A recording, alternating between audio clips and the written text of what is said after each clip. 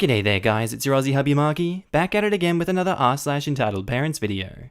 Now with that said, I want you to sit back, relax, chuck a prawn on the barbie, and get ready for some bloody good Karen stories. Our first post today is by user Meryl Desser, titled, Entitled Mother Thinks Neighborhood Corona Help means that she is somehow entitled to a personal assistant who walks her dogs, watches and schools her kids, and does all her shopping. I live in a largish apartment block complex.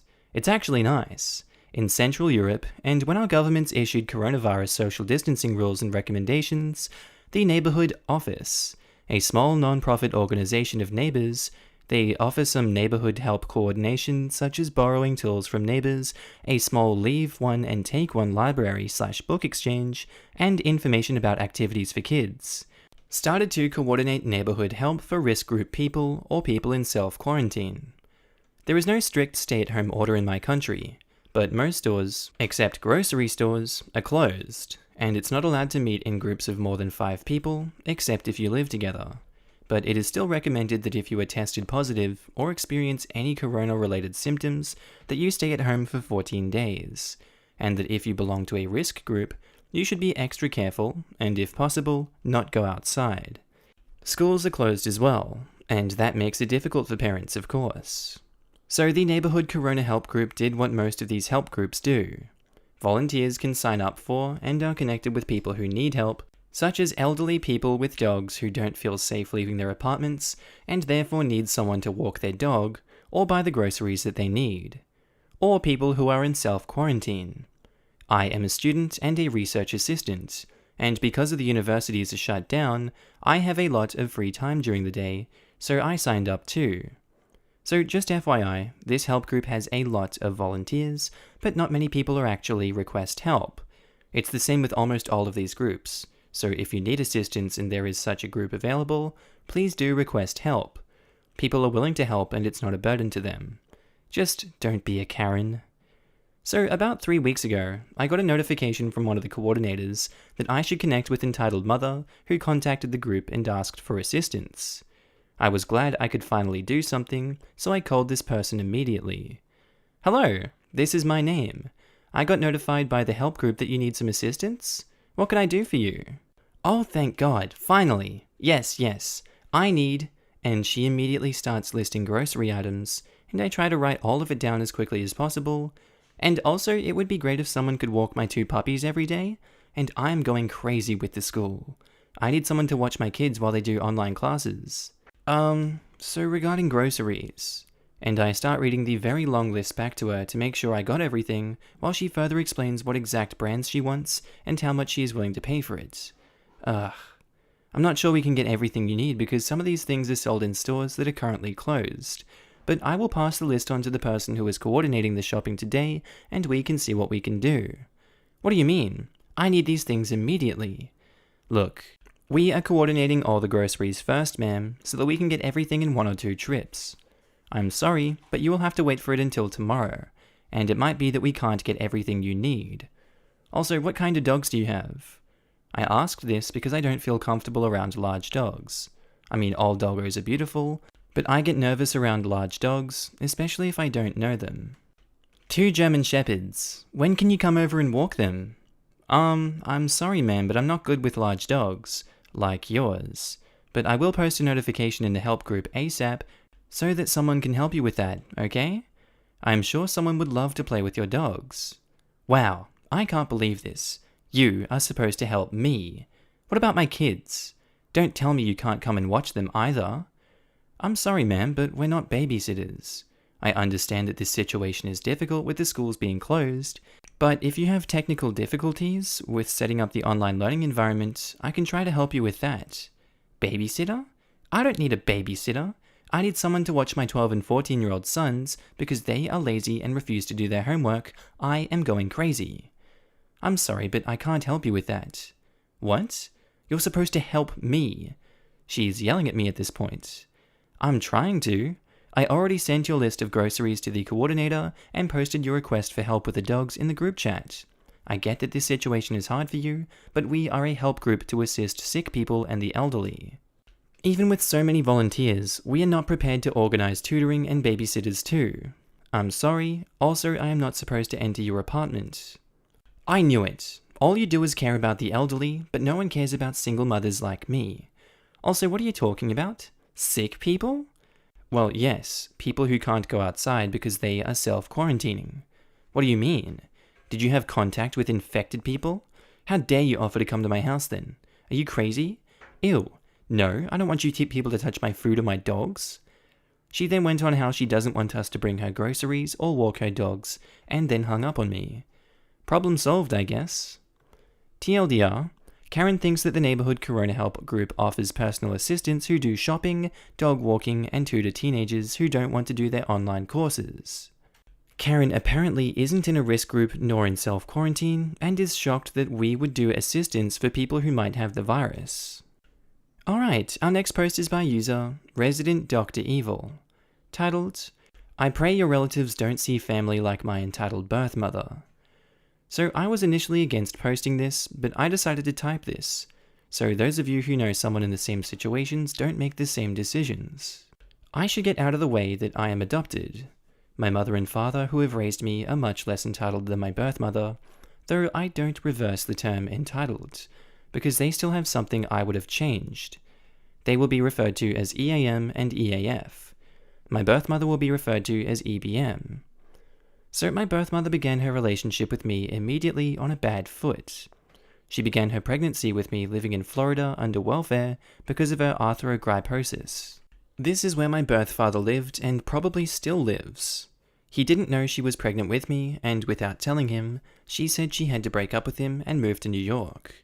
People are so used to the father left mother stereotype that this is what I assumed happened until recently.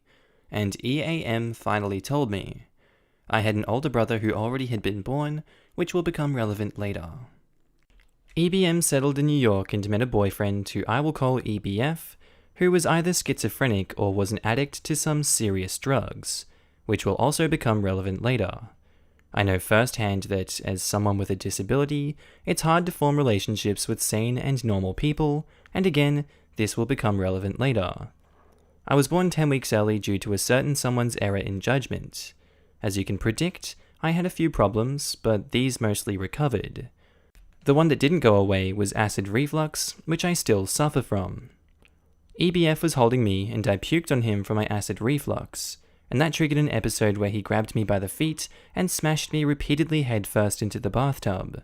I was left with a lifelong TBI, which is the most influential aspect of my life, and this again will become relevant later. My older brother, being 2 years old, and EBM, having arthrogryposis, could only watch until someone decided to stall EBF until police arrived. I was taken to the hospital, and special needles were put in my head to help drain out the blood. EBF was thereby arrested. I have not met him, but if I ever did, I would wish to learn about him and why he would do that, before, depending on who he is today, either forgive him or haunt him with the image of who I am.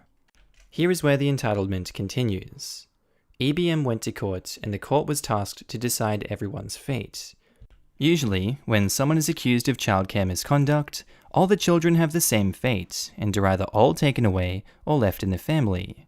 But EBM appealed to her disability and guilted the judge into having me adopted into another family, while she was allowed to keep my older brother and, get this, have and keep younger sibling, my little sister.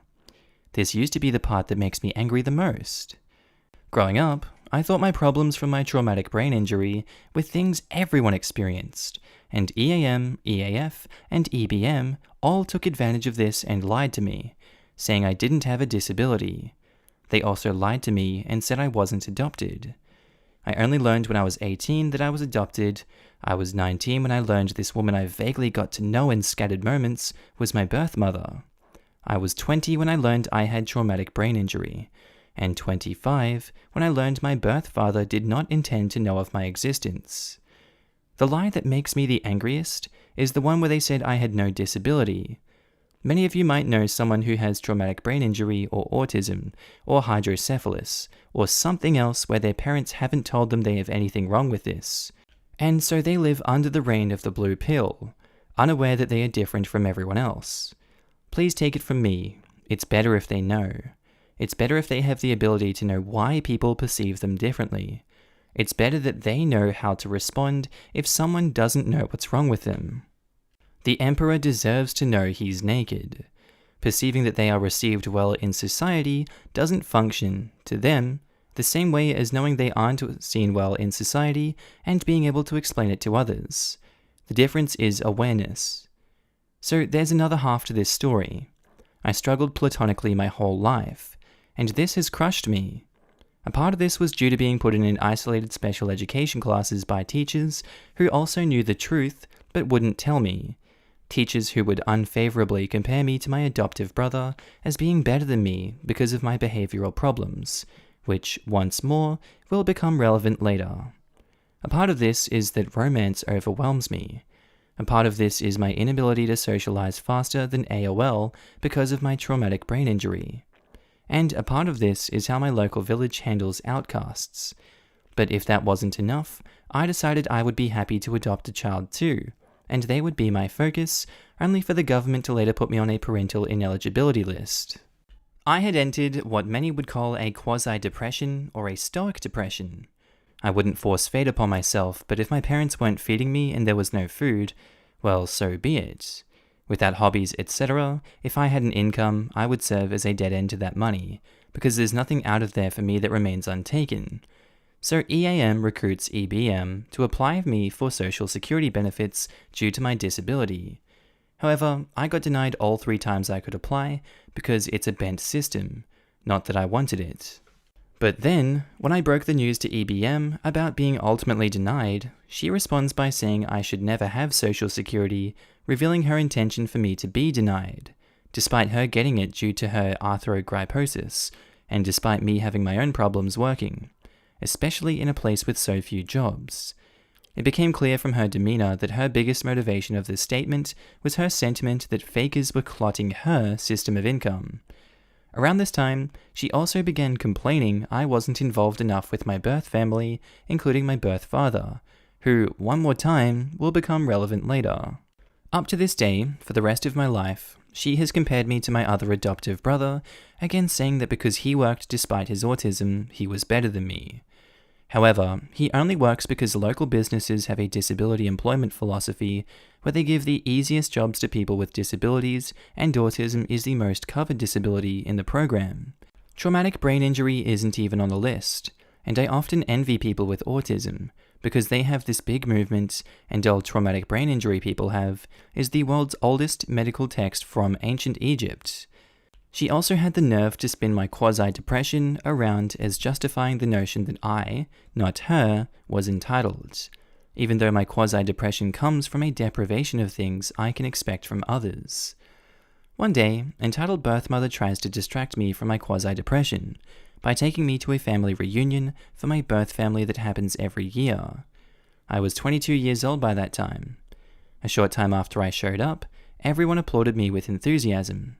I asked why, and they in turn asked why I hadn't showed up at a family reunion for the past 22 years. I was ticked.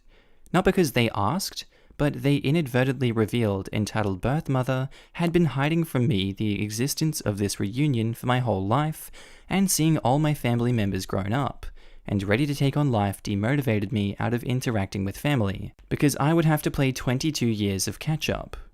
She became furious at my insistence that family was not worth it, and demanded that I, not her, look for my birth father because it was my duty. At the age of 25, I finally asked someone why I should be obligated to find someone who wasn't interested in me, and I was informed it was entitled birth mother who left him, not the other way around, and that she was too embarrassed to find my birth father. I said screw this, and after she continued to say I was entitled for wanting out, I have excommunicated her. Seeing her cry in our bathroom every Christmas and Easter because I won't speak to her does not strike a sympathetic chord with me. It's actually quite relieving. Some time has passed and the coronavirus hits. They get their free money from the government, but entitled birth mothers spend it on state-of-the-art technology. Soon they can't pay their bills, and I get to watch the first instance of some sense going into her. Our next post is by user Attack on Pony 2, titled, Entitled Uncle questions me about my autism. Hello r/entitled parents. I'm back again to talk about a specific situation back in February. If you have seen my posts before, you would understand that I'm autistic. I'm high functioning, meaning I can act in public like a regular person, but I cannot handle certain things like hugging, touching, loud noises, or other things of the sort. To begin, let's talk about my family. I have an auntie who has 2 kids. One child is similar to their father, while the second has some issues. Not to say it's bad, but it gets stressful at times. My aunt discovered her dick of a husband and is currently fighting for her kids. While she's doing this, she is simultaneously dating EU, entitled uncle, and raising his entitled kid. Entitled kid has issues with touching and getting in my personal bubble, making me stressed out. I've never noticed that entitled uncle has had issues with me until December in 2019. On the 5th of December, my aunt's youngest child had his birthday party and I had to go. This party took place at entitled uncle's family home and I already couldn't handle it. I've never met this family and they knew my name and my interests, let alone they talked down to me like I am some sort of mentally ill person. The house was small and full of 20 people, including my mum and I. Halfway through the party, entitled kid tried to hug me, and I kept fighting to push him away with my hand. I eventually told my mother I had to go wait in the car, because I'm having a meltdown. So I just left the party, which I guess ticked entitled uncle off, according to my auntie. The second time I realized that he does not like me is when in January, I went to Chuck E. Cheese for entitled kid's party. Kid turned 9 and wanted to have it there. So I had to go and spend even more time in a more crowded area, and the entitled kid kept trying to hug and poke me wherever he had a chance. To make a long story short, I left that place with a big-ass unicorn and some stress. The final time was my aunt's oldest child's party back in February. I turned 17 3 days before and wanted to spend time with friends, but one of my friends is roommates with meth heads, while the others were too busy to take one day out of their high school lives to hang out and play laser tag. So I ended up spending that weekend at my cousin's party again, at Chuck E. Cheese. This time, I came with a crap ton of money and a big-ass portable charger for my phone. I spent the first half of the party racking up some high scores until it was time to wish my cousin a happy birthday. My entitled uncle's family came again, and they still tried to make small talk with me. Some talked behind my back, while the little kids were running around me screaming. Have you ever had the feeling where you are just so stressed that the only thing to do is just sit and watch as the world you can see starts to fade to black? Well, that happened to me. My stepdad noticed I was breaking down and alerted my mum, who took me away from the situation as I was on the verge of freaking out. While she took me away, I saw that entitled uncle was glaring at my mother. When I calmed down, I came back only to be greeted by entitled uncle. I realized that for the last 2 times I had run-ins with this guy, I should have not added the times I realized he didn't like me. Because I didn't. What he said to me on this day really ticked me off, and I couldn't take it. He told me that I need to man up and stop worrying about all the commotion. So I told him that I can't handle most situations like everyone else, but he refused to listen. He lectures me about how I'm an irrational idiot who tries to get away from family, and that I need to hug entitled kid back. At this point, I lost it. I told him to screw off before I find someone to make him, because 1, his son is a craphead and should leave me the hell alone when I ask him to, and 2, entitled uncle should understand that I am autistic. I'm not normal and he needs to learn that. I walk away, only to later hear he yelled at my mother for letting me speak to him that way. In my last entitled parent post, I said not to screw with my Sicilian mother. So, Mum chewed him out, and 2 hours later, we left. I haven't seen him in a while, but I can say I don't want to again. To think he would say that crap to me still pees me off. I can't just control how I feel. So cut me some slack. Sorry if this has been too long for y'all. Remember to stay inside, and never to screw with Sicilian mothers. You're 17. You can tell that your aunt that entitled uncle is not your uncle. You're basically an adult now. Congratulate her on the new man, but he's her problem, not yours. That goes for any evil spawn too. And our next post is by Enter the Phantom, titled, Entitled Mum Allows Her Kid to Harass an Autistic Adult, Me, Gets into an ableist argument when we ask her to rein in her goblin. This is a story I haven't got to tell anywhere else, and it definitely fits this sub. So here goes. I'm aware this post probably sounds like a Tumblr and then everybody clapped story, but unfortunately it is very real and does happen to autistic folks. Also, unfortunately nobody clapped. My family are regular customers at a Mexican restaurant. I'm autistic and very sensitive to noise and chaotic environments, so we usually try to sit outside on the patio where it's quieter. The restaurant recently put in a grassy lawn with play equipment for the kids, and it's the bane of our existence. It's pretty common for groups of soccer mums to sit around and drink while their kids run around and wreak havoc on the diners outside. Drinks spilled, waiters tripped, kids injured by a stranger's kids. We've seen several families asked to leave because of their kids' destructive behavior. This particular night, there was one very large table of 2 families eating right next to us. They had at least 6 kids between them, all below the age of 10. These kids were crazy, loud, running wild, and screaming next to where people were trying to eat, while their parents, who had long since finished dinner, sat at the table and drank. There was this one boy, maybe 7 or 8, who was just out of control. I was already on edge from the large amount of yelling children, but this kid stood about 3 feet from our table and shrieked at the top of his lungs for his sister or something along those lines. He did this for about 2 full minutes, which is a long time for someone with hypersensitive hearing. It's so bad that the other tables on the other side of the patio are turning to look. His parents either didn't notice or didn't care. He then runs off yelling and chasing another kid, both of them screaming. He comes back and continues to yell right next to our table for several minutes. He had also brought this orange football with him and started throwing it to his dad, who was sitting at the table next to us. At one point, the football almost hit me in the head. This prompted my grandmother, who has no filter and isn't averse to picking fights in public, to say to the dad, "That football better not hit any of my grandkids." My 2 younger siblings and mother were also present. Enter Entitled Mum. The mum, complete with Karen haircut, Lauren James shirt, and Get Me a Manager sunglasses, turns around and rolls her eyes and says, "It's just a foam football. Get over it." At this point, I'm barely holding on from the extreme sensory overload. For those who don't know what it feels like, I'll explain, because it's important. When there's too much sensory input for my brain to process, i.e., kids running and screaming, the smell of lots of mixed foods, lots of loud conversations going on at once, my brain goes into overdrive.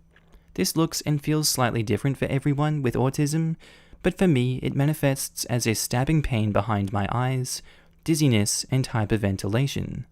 Sometimes I also have angry spells as a response to too much stimuli. Back to Entitled Mum. Because I'm so overloaded and can barely keep from crying, much of this caused by her goblin child, all I can do is glare at Entitled Mother. Entitled Mother glares right back at me and says, "What? What's your problem?" My grandmother, sensing trouble, jumps in with, "She has autism, and this is just too much for her." Entitled Mother responds with, "My kid isn't doing anything. He's just playing catch with his dad." Keep in mind, we're in a restaurant and this game is going on literally over our heads. At this point, all the input is too much for me, so I say to Entitled Mother as calmly as I can, "I'm sorry, but your son has been standing next to our table screaming and throwing things next to my head. It's just a little much." Here's where the ableism kicks in, and Entitled Mother goes off the rails. "He's a kid. Get over yourself. Why didn't you say anything before if it was that bad? I'm saying something now and you're not listening." Entitled Mother then attempts to downplay her ableism by telling us that I teach special ed, so I get it, but you're being ridiculous. My bullcrap meter goes through the roof, and I'm trying not to melt down. If you teach special ed, you should know that I'm serious and having a lot of trouble right now. She continues to argue with me and telling me that her son is just being a kid and I'm an adult and I need to calm down. I try to calmly tell her that when a disabled person is asking you to adjust your behavior because it's hurting them, you need to listen instead of getting defensive. Maybe I can turn this into a teaching moment instead of an argument. No such luck. She continues to shut me down with insistences of, I teach special ed because her spending a few hours a week with a couple of autistic kids discounts my lifelong experience as an autistic adult. The whole time her damn kid is still yelling and wreaking havoc. My family up until this point has been completely silent and is letting me stand up for myself because they know it's important to me, but they're starting to get upset. My mum is ushering my siblings to pack up and leave, and my grandmother is calling over the manager. She finally sends me out to the car to calm down, because now I'm really close to meltdown point. I'm not sure what exactly happened after that, because I was waiting in the car crying it out, but I do know that I never got to eat anything, and that the manager apparently gave us our meal free. Apparently just as a gesture. We are very regular customers, so the staff is aware of my needs and was apparently mortified. I don't know what it is about entitled parents and discounting disabled folks so their kids can be brats. But yeah, now I have trouble eating at a restaurant that I used to love. Thanks, entitled mother. I'm glad you tried to reason with this lady before anything else. Most of the time, people just decide to go on offensive. So it's nice to see someone willing to teach those who are ignorant instead of starting a fight. Thanks. I so badly wanted to teach her in a rational manner that what was happening wasn't okay. Unfortunately, autistic adults aren't given the support and awareness that autistic kids are. Once we grow up and aren't cute enough to be used for sympathy points anymore, we're on our own. I'm always looking for opportunities to educate people and figured I had a perfect one there. Unfortunately, I was so overwhelmed I couldn't focus on articulating myself super well, and Karen was having none of it anyway. Again, utmost respect for attempting to maintain composure in a high-stress situation, and I hope that in the future, people are more respectful and more open to learn. Hopefully, if anything like this ever happens again, the other person is willing to set aside their ego and learn what they did wrong. Entitled mother tried to get her daughter my job because I'm chubby. This happened today, so I thought I'd share. I'm female and I'm home from college. The stay-at-home order in my town is slowly being lifted, so some businesses are finally opening up. My parents require me to have a summer job. I'm blessed enough that I get to keep all the money I earn. My parents just like me to work to gain experience. This will be relevant later, but I'm not a skinny girl. I wouldn't consider myself large either. I'm 5'6" and weigh around 140 to 145 pounds right now, and carry most of it in my hips and thighs. She thicky. The freshman 15 did hit me hard though, as I used to be 120-ish. So today, after finishing my last online final, my dad called me. He told me that one of his friends who runs a heating AC company texted him that they were looking for girls to work in the office, answering phones and stuff. I got excited because that's exactly what I wanted. So I put on a dress, printed a copy of my resume, and drove down. The ladies inside were super nice and asked me to fill out an application. So I sat down to do so, and this is where the entitled mother enters. Here's everyone involved. Entitled mum, entitled girl, female probably 16-ish. Me, desk lady 1, this woman is relatively thin, which will be relevant later. Desk lady 2, desk further back but still in room, this woman is plus-sized, which will be relevant later. B is boss of the business. We're in the South, which might be relevant because typically for jobs like this, they're looking for a pretty face to sit behind the counter and talk to customers. This is unspoken though. Yes, it's awful, but hey, I need a job. So as I'm filling out an application, entitled mother enters with entitled girl. She announces that she's here about the opening and her daughter would like to apply. Desk lady 1 explains that she will need to fill out an application and hand her one and a pen. They come sit in the lobby, right beside me, which I thought was weird, but I didn't say anything. Entitled mum says to me, "Are you here for the job as well?" "Yes, ma'am." You know that little cocky sound people make? Like that one. I ignored her and went up to ask Desk Lady 1 a question about the application. It was about how professional one of my references for babysitting was. When I returned and sat back down, entitled mother walked up to the desk. Does my daughter even really need to fill this out? It's protocol. Boss will look at all the applications and decide to who to call for an interview. Is he here? I'm sure if he could see my daughter, he would know who he wanted to call. Haha. He is, but he isn't seeing visitors right now. How will he know who to hire if he doesn't know what the girls look like? Well, he will need to see their references and will make a few calls before he... No, my daughter is an aspiring model. She won insert local pageant in 2019. He needs to see her to know she's the face he wants to see behind the counter, interacting with customers. I'm not sure what you mean. This isn't a modeling job. Looks don't really matter. Oh, I know, but they do. And let's face it, boss isn't going to want... At this point she leans in closer to desk lady 1. A chubby girl up here, is he? This whole time, entitled girl is smirking at me in glances as she fills out her application. This caught the attention of desk lady 2 as well as me, and we both looked up at this point. Ma'am, I'm not sure I know what you mean. Oh, no disrespect. I just know boss personally and know he'd prefer a pretty face around the office. Maybe I'm a little biased, but I think there's no question between my daughter and, well, this young lady, for example. No offense, honey, just trying to save you some time. At this point, I'm in tears.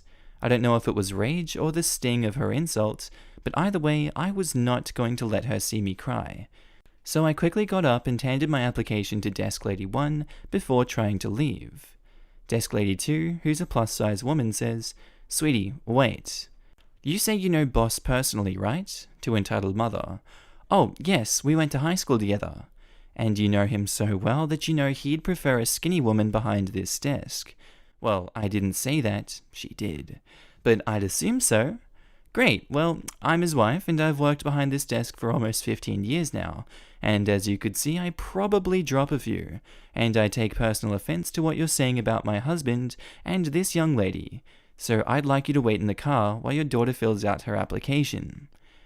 Entitled mother and entitled girl both stormed out at this point. Entitled girl took her application, so I don't know if she'll apply or not. But both women behind the counter told me that entitled mother was a tramp, and they would vouch for me with the boss. So I'm hopeful that I got the job. Update. Oh my goodness, you guys are so kind. Thank you everyone for the awards and the compliments. I'm so overwhelmed. You've all made my little heart so happy. A lot of you want to know if I got the job. Today I went in for an interview and just got home from that. It went well, and I'm hoping for a call soon, and I'll update you when I know. People suck sometimes. Hold your head high and be proud of who you are. Drive and determination will serve you well. In 4th grade, some kid called me Fat Mexican Man.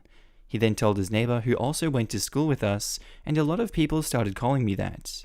And I'm self-conscious about my weight, so I started crying every time they called me that. He also then started rumors, so I ended up having a lunch table to myself, except one girl who sat next to me. One day, my mum caught me crying to myself. I told her about the lunch table and the names and the rumors. She told a counselor at the school. I think he got in trouble because he was nice to me after that. He has a cousin that went to the school with us. She said he's really annoying too. And another kid who also did that stuff to me later told me in the middle school that he did it because the bad one said he would say he ate cats. He's Asian, so he played along. He then said he's sorry for it, and when I went into detail why he got in trouble, I couldn't finish it because I would start to cry, because that crap scared me since I was so little. It was the 4th grade, so I was 8 or 9. Unexposed is by user Scarlet Nightmare 222. Titled, "Oh my god, I have to tell this." I just heard a story about OP's mum's boyfriend demanding respect in a house that wasn't his, so I felt I should tell this. My dad died in 2008. A few years later, my mum met another guy at a Christmas party my brother-in-law's mum hosted. I think, lol. I didn't go to the party. I'm not a party person. A little later after midnight, my mum, sister, brother-in-law, and a stranger walked through the door. This guy was nuts and a total pain in the ass. Our cast are me, the walking cinnamon bun, my mum, my sister, and the jerk stranger. As soon as my mother introduced me to him, I knew something wasn't right about this guy, and began distancing myself immediately. I'm a daddy's girl. You have to be on par with how my dad was for me to approve of you. I'm very protective of my family, even if they get on my nerves. My suspicions were on the money. I left one Saturday to get my hair done. I was gone for about 2 hours. The salon was 30 minutes away. When I came home, I found my mum in her room crying. I don't remember the exact conversation, but this sums it up. I'm like, "What's going on? Why are you crying?" "It's nothing." "Don't lie to me. What happened?" "It's nothing. I'm fine." Me, calling her by the nickname I use all the time. If it was nothing, you wouldn't be crying. Ja done screwed up. Anytime he gets a phone call, he goes outside to answer. Then he leaves after the call. He's cheating. When he comes back, don't say anything. I already don't like his ass, so don't worry about that. Yeah, I won't either. You got work later, so get some sleep. I'll wake you up later. Alright, I have to be out of here by 11. I'll be up. My sister and I went into the living room, and with Mama trying to get some rest, we tried to talk in a whisper. Not long after that, Ja walks through the door, and my sister and I got quiet until he went into Mum's room. My sister and I talked some more, then she went to bed and I went into my room and watched anime on my laptop. Time comes, and my mum is already up and getting ready. She worked a newspaper out. I said my goodbyes and saw her off. That was just the start of the troubles. A few nights later, he got another one of his mysterious phone calls and left the house. My mum and sister got in the car and followed him into town. He cut through the grocery store parking lot, and we lost him. We did a little bit more searching before going back home. My mum was ticked. She realized he was up to no good. She went to bed since she had to work that night, and my sister and I sat in the living room discussing what's been happening. When he came in, we got quiet and waited for him to leave the room. He didn't like that. He went in the room and woke up my mum to complain about us. I heard this part. "Em, get up. Those girls are disrespecting me. They're talking about me. I know they are. They're in there whispering." Mum says, "Leave those alone. They always whisper because they know I have to go to work in a little bit. They ain't worried about you. Nobody's gonna disrespect me. I'm not having it. Ja, I'm telling you to leave them alone." Now, Ja had a habit of leaving his stuff laying around the house and losing it. Then he would blame us for it being missing. He lost some crummy fake gold chain with a cross sitting in the fireplace and couldn't remember if he moved it. He, Markee, Japanese for of course, went to complain to Mum. He says, "My chain's missing. I know one of them took it. It had to be sister since she sleeps in the living room. Why in the actual hell would either of them steal your chain when they can buy their own jewelry? Don't you dare blame my daughter because you misplaced something." After this accusation, my sister moved out and began living with one of her friends. After my sister moved out, things got worse. He started accusing me of the stupidest crap. If I or my sister brought our boyfriends over, he would accuse us of trying to hook my mum up with them. If he and my mum were in her room with the door shut, he would accuse me of listening to them having sex. That conversation just needs to be told. Mum says, "Ja is getting on my nerves. He got on mine day one. Kick him out. This fool claimed you be standing outside my bedroom door listening to us have sex. What in the actual hell makes him think I would listen to you have sex? That's disgusting. Yeah, I know. I told him he was stupid. He claims you keep coming in the room when I'm not there, touching on him. Ew, don't make me hurl. I don't want his ugly ass. And if I wanted to see someone having sex, I know of several porn sites where I can watch hours of porn for free. Haha, sounds like a bloody advertisement. OP, what? My mum wanted me to be nice during his stay with us, so I gave him enough rope to hang himself with. I reached my limit one Sunday morning. I was wearing a tank top and I think knee-high leggings because it was summer. I went in the kitchen and rinsed out a bowl to make some oatmeal for breakfast. The kitchen is right outside my mum's bedroom. So when you leave my mum's room and turn to the left, you're in the kitchen. Ja comes out of my mum's room, into the kitchen. He sees me making my oatmeal, and I ignore him and hurry to finish. He then puts his hands on my shoulders and kisses my neck. That split second, I grabbed the butcher's knife out of the dish drainer and held it into my hands tight. Me, furious as hell, says, "What the hell do you think you're doing? Why did you touch me?" I don't know why he's so mad. You know you wanted me to do that. Me, about to kill his ass, What makes you think I would want your fudging hands on me? Oh, I didn't know what you wanted. You've been sending me mixed signals. I don't want a goddamn thing to do with you. I swear on everything I love, if you touch me again, I will kill you and make damn sure no one finds you. Ja went back into my mum's room to complain about my threat. I called her once I got back in my room and told her we needed to go talk when she got home. At this point in time, I was still going to church, so she told me to go ahead and get dressed. She would drop by the house to change and we would leave. On the way to church, she told me what he told her, and I told her what actually happened. I also told her I had no problem catching a charge if he did that again. She said to let her deal with it. She even told me this jerk told her to put his name on her will to receive the house if she were to die. She told him that the house would come to me since I'm the oldest, and his name would be nowhere near her will. The dude was homeless. I found out later that any time he left the house and didn't come back, he would be sleeping in a Walmart parking lot in his van. His van was raggedy and even told me I could have it. Hell no. A few months later, the crap really hit the fan. Remember how I said Jar always sat his stuff around the house and loses it? Well, he had another habit that my mum absolutely hated. Most people would either take a bath in the tub or take a shower. Jar did both. He would get in the tub first, then get in the shower after. This particular night he took his cell phone, an old cell phone my mum didn't use anymore, so she let him use, into the bathroom and sat it on the sink. My mum's bathroom sink was always cluttered. I remember this perfectly, and you will see why in a minute. At 3:37 a.m, I woke up to loud bangs, and the sound of stuff being thrown about the house. I opened my door to see what in the actual hell he's doing, and hear him complaining about his cell phone going missing. He sees me, and he says, "You got my phone, don't you?" I'm half asleep and not in the mood for BS.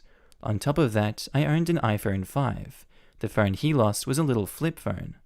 What the hell? No. I start to go back in my room and hear him on the phone complaining to none other than my mum. Jar to mum says, "I swear, if my phone don't turn up, I'm calling the cops." I say, "Fudging call them," internally of course. I curl up in bed and my phone starts to vibrate. It's mum. She says, "Opie, did you go in my bathroom?" "No." "Have you been to your bathroom?" "No." "Have you even left your room?" If you mean before he started destroying the house, then no. He woke me up at 3:37. I haven't been anywhere beside my bed. He's lost that cell phone I let him use, and now he's blaming you. He claims you came into the bathroom while he was showering and took it. What would I want with your old phone when I have an iPhone 5? And why would I be in your bathroom? I have my own. That's what I told him, but he's not listening. Stay in your room until I get there. Don't have to tell me twice. When she got home, a whole argument ensued.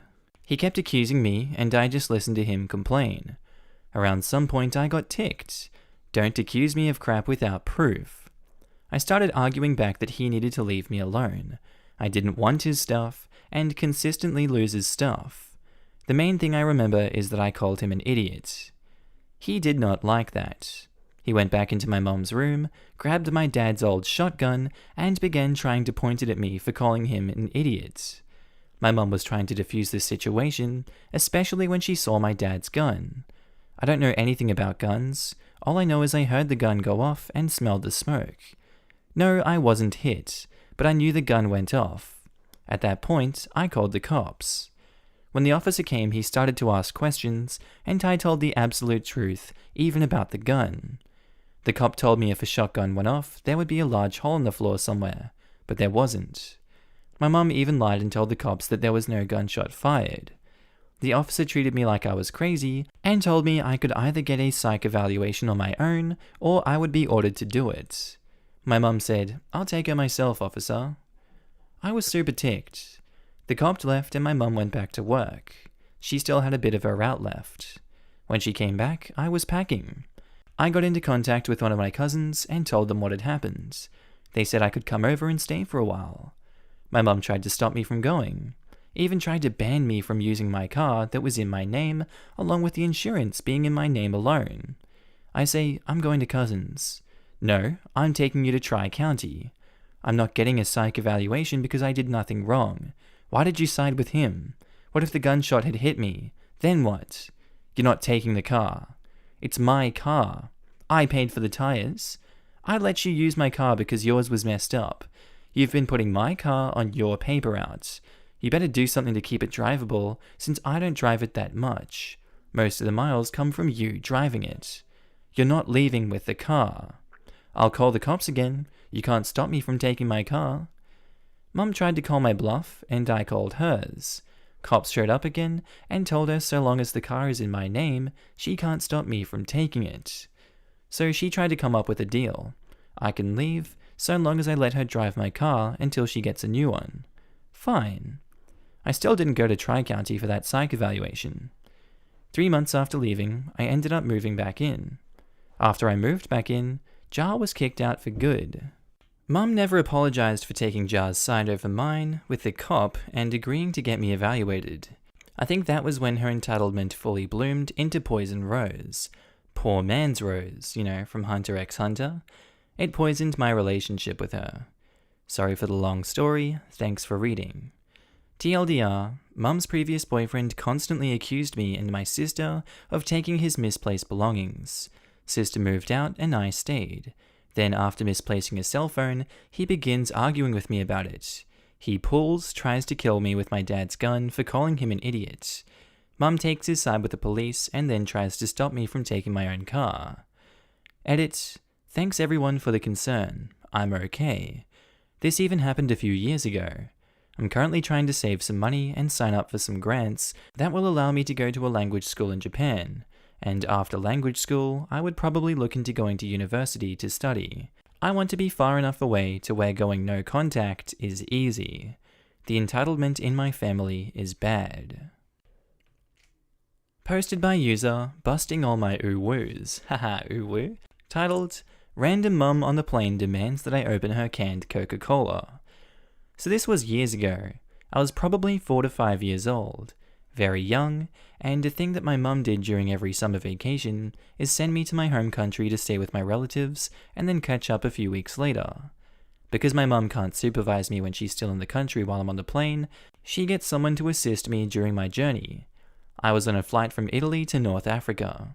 Here's where the story starts. So I'm sitting on the plane, playing on my iPad, entitled mother and her baby/toddler, 1 to 2 years old, walk over and sit next to me. I don't think anything of it and mind my business, and she does the same for a few hours. The flight attendant had served us food about 30 minutes ago, and I was completely stuffed. Entitled mother was done with her food and had only an unopened Coca-Cola can left. She then shoves the Coca-Cola can in my face. Open. I give her a confused look until I see the Coca-Cola can, but I don't know how to open. Due to my young age, I didn't know how to open canned or bottled drinks, so I always had others open them for me. The woman gives me an angry look and shouts, "Open it." My kid brain got scared, and I took the Coca-Cola can and immediately tried opening it. I was cold, so I had a red blanket covering my legs. I successfully opened the can, but it didn't open without spilling a little on the red blanket. The woman snatches her drink from my hands and doesn't say anything. Not even a thank you or sorry. A flight attendant was walking by and I said, "Excuse me, my blanket got soaked a little bit." The flight attendant was super nice and moved seats for me. I ended up getting moved to first class and my blanket was replaced. When I think of the incident today, I always get angry. Moral of the story, don't force kids to open stuff for you and scream at them when they say they can't, especially if they aren't your own fudging child. That woman knew exactly what was going to happen. Carbonated drinks have a tendency to explode at the low overall pressure of the plane. Damn, imagine being so bratty that you would take advantage of a 4-year-old traveling by themselves because you couldn't open it over your tray and use a napkin. I remember this particular idiot who, on a plane, while still going up, decided it would be a good idea to open a bottle of Coke. Needless to say, he and his girls all got soaked in Coke. The best part is they actually sold Coke on that plane. Coke that wouldn't fudging explode. Posted by user Ruby Egg Rolls, titled, Entitled Mother Steals a Game from a Disabled Birthday Boy. BB birthday boy, BBM birthday boy's mother, EM entitled mother, LS little crap entitled mother's kid. When I was 16, I worked in an off-brand Chuck E. Cheese called Jungle George's with a monkey mascot. It was like any other place like it, arcade, prize booth, a kids band and pizza. We hosted birthday parties, and if the group was big enough, they could pay for a private room to eat. I was in charge of watching over a party for a boy who was turning 9, who was the birthday boy. Now forgive me because I'm not sure how to describe it, but you could tell that he had some sort of mental disability, just from his mannerisms and the way that he talked, etc. Plus, this is confirmed by the entitled mother later. The party had about 7 other kids, and their parents. One of these kids, LS, was older than the rest, looking to be 15-ish. His mother, entitled mother, was clearly related to BB's mother. I think they were sisters. Everything was going well. I was serving pizzas and drinks, and overall just standing by the side for if anyone needed help. Then it was present time. BB was so excited, and each gift was greeted with pictures and words of kindness towards BB. LS and EM, on the other hand, just stewed in the corner on the other end of the room. Entitled mother on her phone and little crap on a Nintendo DS. Unfortunately, crap started when birthday boy opened a game. I don't know games well, but it was one of those shooters like Black Ops or Call of Duty. Little crap started whispering to entitled mother, who walked up to the birthday boy's mother, and says, "Birthday boy mother, don't you think that the game is a little violent for someone like birthday boy?" Her voice was super condescending. Birthday boy gripped the game tight to his chest. I had a feeling maybe entitled mother or little crap had taken things from him before.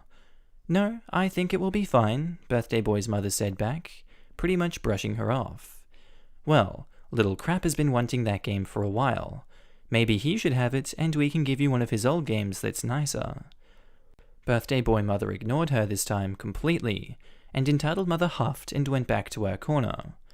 Birthday boy mother placed the game with the other presents and continued to open others. I saw entitled mother whisper to little crap, who literally walked over and took the game out of the pile. I was about to say something before birthday boy noticed and started screaming and sobbing, pointing to little crap, who now dropped the game back into the pile. I don't remember much of the words exchanged, but birthday boy's mother and entitled mother went at it in a screaming match. Birthday boy was gripping his ears and crying. The only thing I remember hearing, clear as day, was entitled mother screaming, "He's an invalid! How could he play anyway?"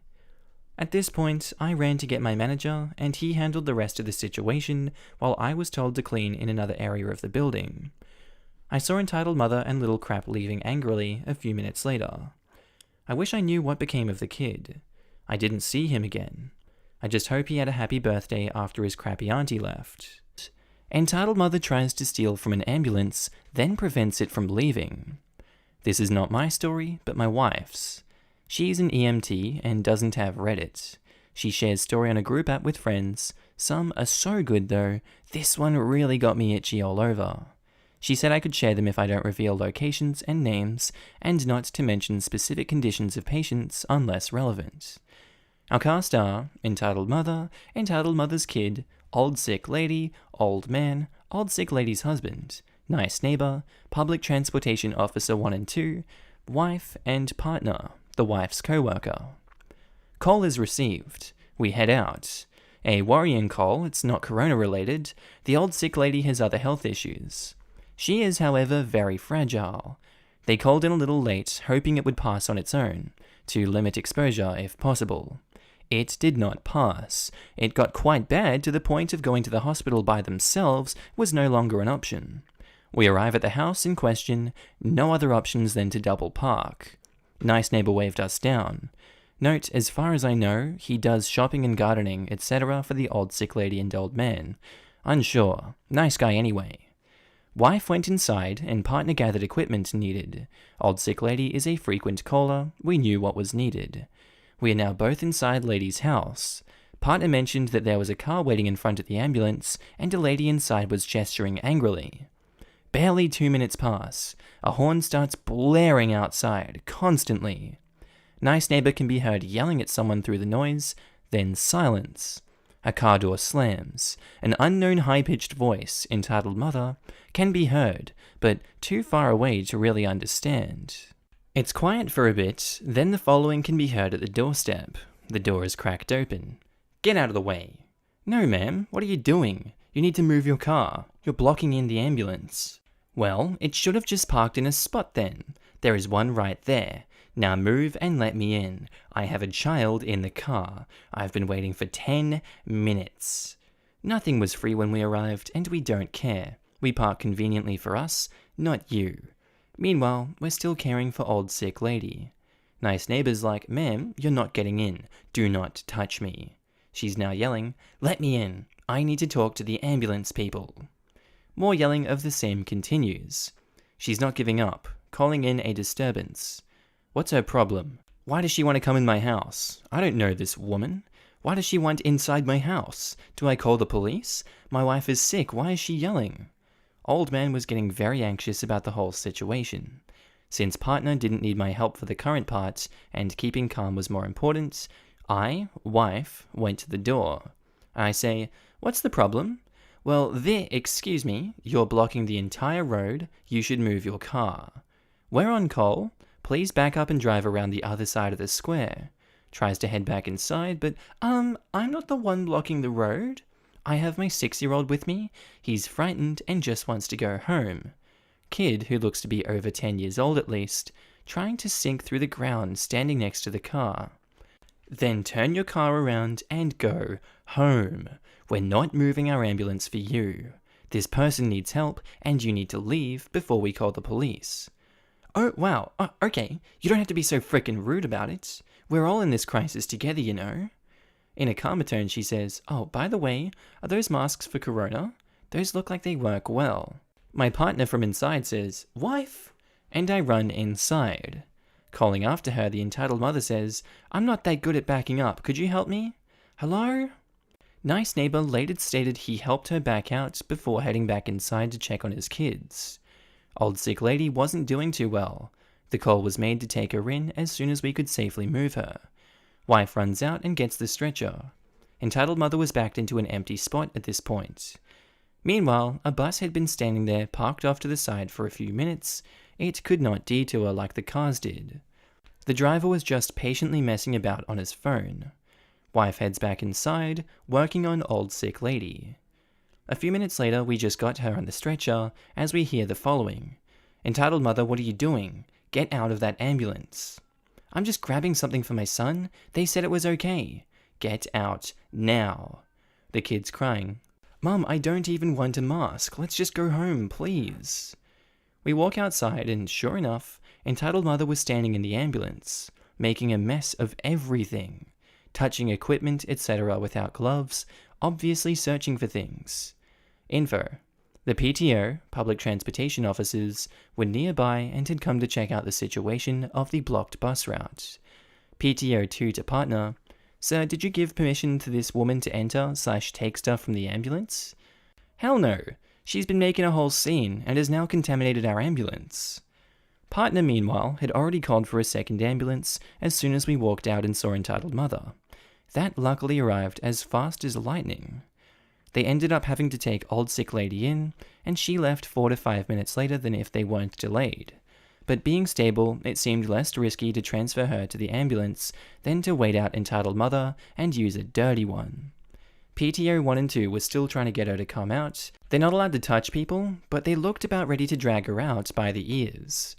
If they waited that long to even get her outside, she's fine. Ma'am, that is not your call. You're blocking the EMTs from performing their jobs. They could at least hand out masks to people who don't have any. Waiting around for them to finish talking and leave puts us at risk too. Somebody didn't take her meds today. Her arguments only became more and more childish, that she had the right of way, that there was a parking restriction, etc. PTO 1 and 2 finally got the woman to come out of the ambulance right before the police arrived. They arrested entitled mother. She went ballistic and started crying and grasping at the kid. The poor kid was bawling his eyes out, scared and confused. Nice neighbor ended up calling kid's dad, who came to collect him within minutes. The dad barely said a word, but the kid was crying he didn't want to visit his mum anymore if she kept doing mean things. And Dad looked ready to pop her head off her shoulders, but he kept his cool. I really felt for the poor boy. The case is clear with not only tons of witnesses, but also recorded on the ambulance camera, the PTO's body cameras, and the bus's dash camera.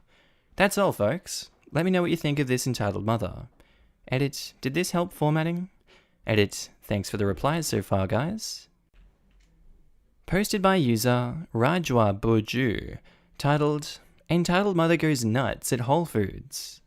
I love this sub. Read it often, never thought I'd be lucky enough to have an experience worthy of posting, but I guess tonight I was the chosen one. For some context, this just happened at Whole Foods in West Los Angeles. So yeah, lots of entitled crazy people in general, I suppose. Me is me, the chosen one. EM is crazy entitled mum, EK entitled kid, cashier, the poor cashier at the checkout, and the Whole Foods manager, or assistant manager, not 100% sure. These days, with what's going on, we're using grocery delivery services mostly, but we were out of a few items that my wife needed, so being good husband, off I go to nearby Whole Foods. It's not particularly busy at 7 PM on a Tuesday, so I figure I can get in and out relatively quickly and coronavirus free.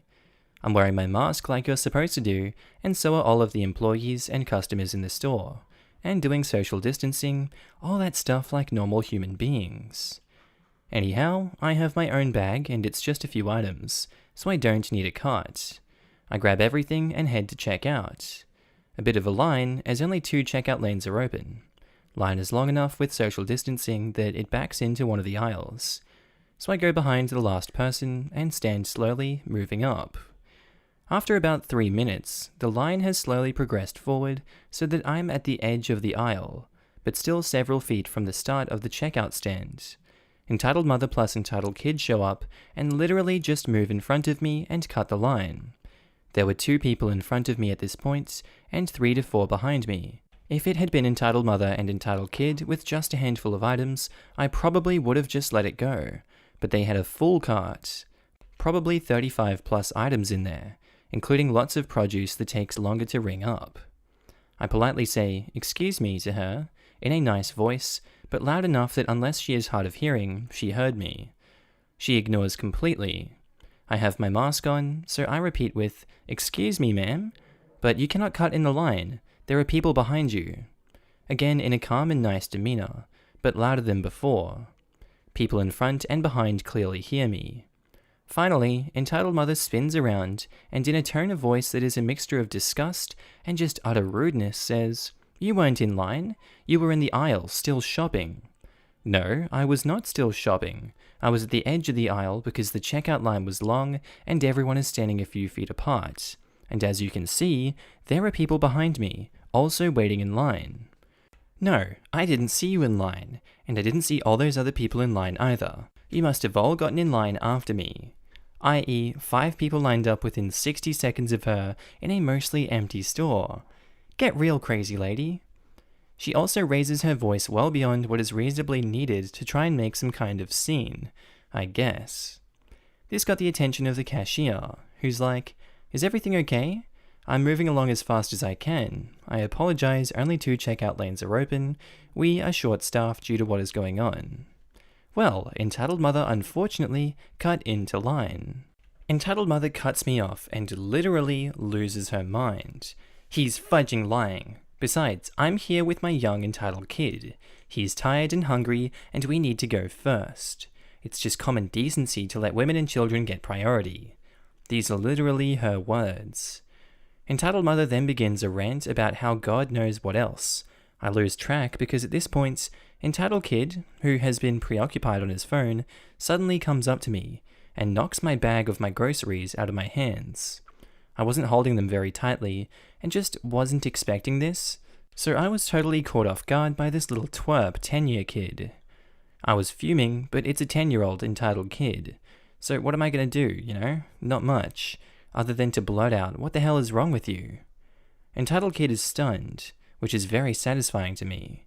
Entitled mother, who had been ranting a soliloquy of all her woes to the cashier, turns back to me and now begins to verbally berate me on a level that I've truly never encountered before in person. I mean, I watch crazy Reddit videos on r/public freakouts, but now I get to witness one live in all of its glory. Thankfully, cashier sees all the insanity and immediately calls for a manager on the store intercom system. The people behind me in line are just stunned. One of them says, "People are just losing their minds," but otherwise none of them have really spoken up to now. As soon as WFM manager arrives, Entitled Mother tries talking over everyone, as follows. Entitled Mother to Whole Foods manager. "This bloody jerk guy thinks he's the chosen one, and gets to tell people how to live their lives." Entitled Mother then takes off her face mask and says, "Can you kick him out of the store? He's making me feel unsafe."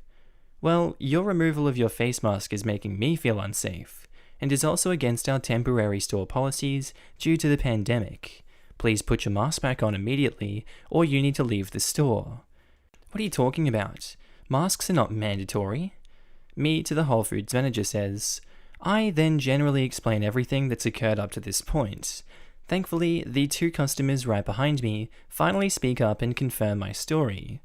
Whole Foods manager then promptly kicks Entitled Mother and Entitled Kid out of the store, not letting them check out, and tells them to come back later when they have their masks on and are willing to follow social distancing rules and have courtesy towards others. Cashier then finally rings me up and I go on my merry way. Elapsed time, nearly 25 minutes, just inside the Whole Foods. Should have been 5 to 10 minutes in and out. I get home, wife angry it took me so long to get 6 items. I tell her the story, she likes story. Disappointed I didn't get it on video. Life. Yay! Congratulations, OP. Posted by user Zeno Bueno. Titled, Teacher in my school tries to trick my mum into giving him my stuff for his child. Hi. First post here, and I have no idea how to start, so go easy on me. English is my first language, yet I'm hot ass at typing, so point out any mistakes please. And this takes place before quarantine. Background. I have this teacher who I'll just call T in my school. This teacher is new and abuses his power as a teacher. He constantly calls, emails, or even texts parents over students' behavior. Also, I'm 14, I'm just pointing that out, which is common in our school, but he takes it to the next level by making things up and lying. He once told my parents that I straight up punched a girl in my class once, even though we're close friends. Ever since that message, my parents instantly blocked his ass, so they don't receive any other bullcrap from him. I tried to complain about him before, but the head of grade told me that they can fire him, but it will mean that they will have no history teacher. This teacher lives relatively close to my building, and I live in the city, downtown to be exact. I often see him in the mall nearby, shopping for groceries with his 10-year-old daughter, which is not entitled in any way. She actually told me she hates how her father acts most of the time. I tend to avoid them by hiding my face with my hand, like I'm sneezing or coughing, or just put a hoodie on. He then tries to greet me sometimes, but I just say I'm in a hurry. Now teacher knows where I live, and vice versa, but not in a creepy way. Before he was this pile of crap, he was a great teacher. I don't know what the hell happened, but it happened. He used to visit, and my dad and teacher would talk about how I'm doing, and then just chill. Yeesh, what a large background. My bad. One day, I was playing on my PS4 when I heard my doorbell ring. Only me and my mum were home, so she got up before I reached the door. She opened up the door, and of course, teacher was there with his daughter. I was confused, so it went like this. Mum's like, "Hi, can I help you?" "Hi, yes. I've noticed that you aren't replying to any of my messages regarding your son. We blocked your email since you lied to me and my husband about how my son hit a girl. That wasn't a lie. I saw it." "Yeah, right. We asked the girl's parents and she said that she wasn't even in school that day." Teacher looks like he knew he was losing this, so he changes the topic. "Your son, with all honesty, is doing terribly in my class, and his behavior isn't great either." I was around the corner listening, but that set me off. I popped around the corner and teacher was surprised to see me. He didn't say anything, but his eyes widened and he realized how he screwed up. "Keep going, mister." Teacher starts ranting about me and my class, while his daughter mouths sorry, and I just give her a nod. She tells her dad she needs to go and excuses herself. She told me later on text that she can't face the embarrassment, so she went home. Mister, you realize that I'm getting the highest marks in the class, right? I was boasting to give him a sign to frick off before I start a scene. The only reason I'm intimidating is because I'm overweight in a way where a fight with me will end in a human bone salad, as in, I'll jump on you. I obviously wouldn't lay a hand on him, but I was honestly going to frickin' Kratos his butt any second now. Mum says, listen teacher, frankly, I don't give a crap about anything you say about my son, because it's all lies. Can you get to the point? Fine. As a punishment for your son's bad grades, I think you should give his console and controller because my daughter deserves it more than him. I look him dead in the eye, and I signal my mum to go back, so I deal with his tramp ass. I'm like, alright, mister, we aren't in school, so I won't get in trouble for making a fool out of you. You're a clown teacher. You're a sad, pathetic piece of donkey crap, and deserve to eat nothing but my ass for months straight. You lied to my parents, and to the girl who I was accused of hitting's parents. I've been her friend for 11 years, which is basically my entire fudging life. You think a message was going to end that relationship? Grow the hell up before I break your skull in with the 5-page assignment you gave us. Now screw right off with your bullcrap. Yep, I said that, and then I slammed the door in his face. He knocked on the door a few more times, and then left. I've never felt better before than finally getting this out of my chest. He reported me to the head of the grade, but he said because this wasn't on school premises, there is jack crap they can do. Wow, this was long. Okay, thanks for the hour of your time reading this. Boo! Posted by user, Hey Demons, it's me. Titled, Entitled Grandmother makes racist comments towards my black friend because he was cast as Jesus in a play. Hello everyone, it's me again. After seeing how much you enjoyed my last story, I decided to post another.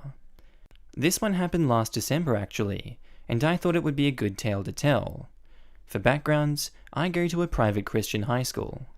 The school started off as an alternative school for kids who constantly got in trouble a lot in public school, but they changed it up long before I arrived.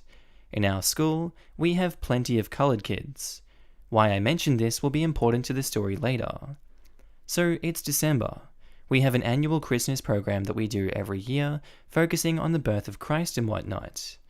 About every year we do it, the kid who plays Jesus is normally white, but the teachers wanted to give everyone a chance and casted a dark-skinned kid as him.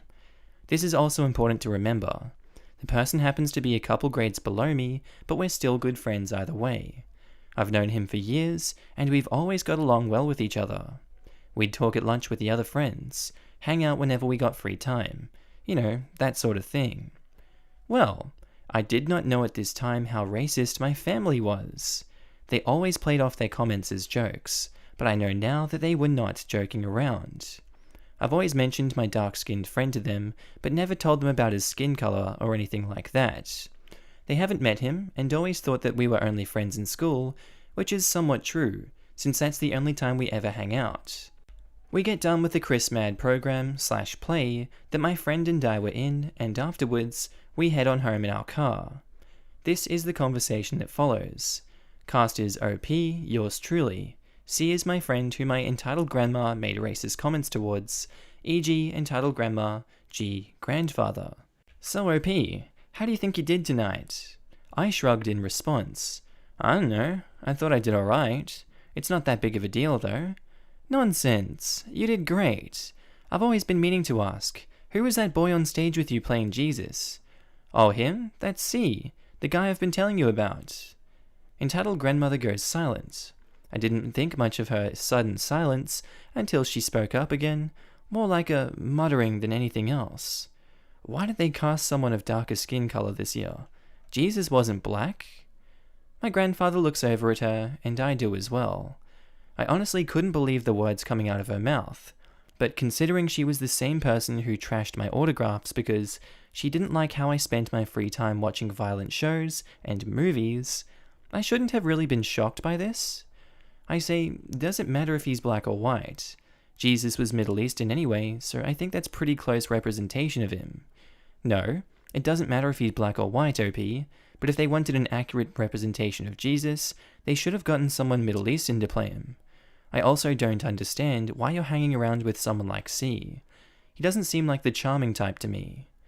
I don't hang around him because if he's charming or not.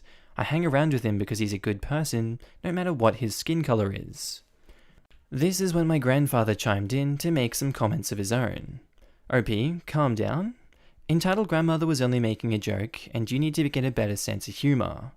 Yeah, OP, here you go again, making things more dramatic than they need to be. You need to learn how to take a joke for once. No, you need to learn how to not be racist towards people. Why should skin color matter who gets cast in a play or not? Because it's not a correct representation of Jesus. You know what? I'm tired of arguing with you for one night. Just drop it, OP. I don't care if your friend is black or white. OP, you need to learn how to stop taking everything so seriously and get a life. C would understand what entitled grandmother was trying to say because he looks like someone with a sense of humor. We got home, and entitled grandmother, grandfather, and I didn't say another word to each other that night. I didn't feel like causing another argument, so I went to my room to cool down. To this day, I still talk to C despite my entitled grandmother's racist comments about him. I haven't told him about anything she has said though, because I don't want for him to get offended. Posted by user, Life Scares Me. Entitled Religious Karen and her bratty oldest daughter. These are a few snippets I remember from my childhood. This entitled parent is actually named Karen, and she's a tramp. But she's also a Christian tramp. Important later. She used to babysit me and my siblings. So I used to be friends with Karen's daughter when we were maybe 4 or 5 years old. We'll call her Alice. Alice was pretty cool. She was kinda shy and quiet, and we used to play Barbies together, along with this boy our age who lived in the area. Alice had a sister who we'll call Brooke. Now, I never had any issues with Alice. She was a good friend, but we eventually just grew apart. Her older sister, on the other hand, was a complete tramp. She would always bully me, and her mum wouldn't do anything about it. I remember 4 incidents with Brooke, and 1 with the mum specifically. I don't really remember the order in which these happened, because I was like 5 years old. Incident the first. Alice and I were playing Barbies. Brooke comes over and takes the doll I was playing with until I said my hair was brown and not dirty blonde. I know it sounds stupid, but I liked that my hair was blonde then, and it bugged me. My hair did eventually turn brown, but at that point it hadn't. Eventually, I said it was brown and then muttered, "Not?" under my breath. I got the doll back. Karen saw all this and said nothing. When I told her about it, she said, "Well, your hair is brown," and that was it. Incident number 2. Alice, Brooke, and I were outside playing in Karen's backyard. We went to sit at the picnic table, and Brooke starts screaming at me that I was sitting in Alice's spot. Alice didn't care and had already sat across from me. Since she didn't care, I didn't move. So what does Brooke do? She screams right in my ear. It later transpired that she'd put a hole in my eardrum by doing so. No response by Karen. Incident number 3. I think by this point I must have told my parents about Brooke, and I think they'd told me to just leave their house. We were practically neighbours with only one house between ours and theirs, and return home when Brooke was being mean. Well, Brooke was being a tramp again, so I decided I wanted to leave, and she blocked the door and wouldn't let me go. Did Karen stop her? Of course not. A little side note. A while back, I found my old diary with Disney princesses on it from around this time, and there was a stick figure drawing of Brooke blocking me from leaving. Incident number 4. We unfortunately all went to the same school. One day at recess, Brooke tripped me, and when I told a teacher, Brooke blamed it on my flip-flops. Teacher did nothing. So I told my big sister, who was also older than Brooke, and she went off and told her off. I'm pretty sure if I'd asked her to, my sister probably would have fought her and won. Incident number 5. So this one involves the Karen more so than the daughters. As I mentioned previously, Karen used to babysit me and my siblings. Now during the summer, there was this church camp that she sent her kids to, so she sent us there too. Pretty sure it was a free camp. My sisters and I weren't raised believing in any religion. I was too young to really care or understand what church was.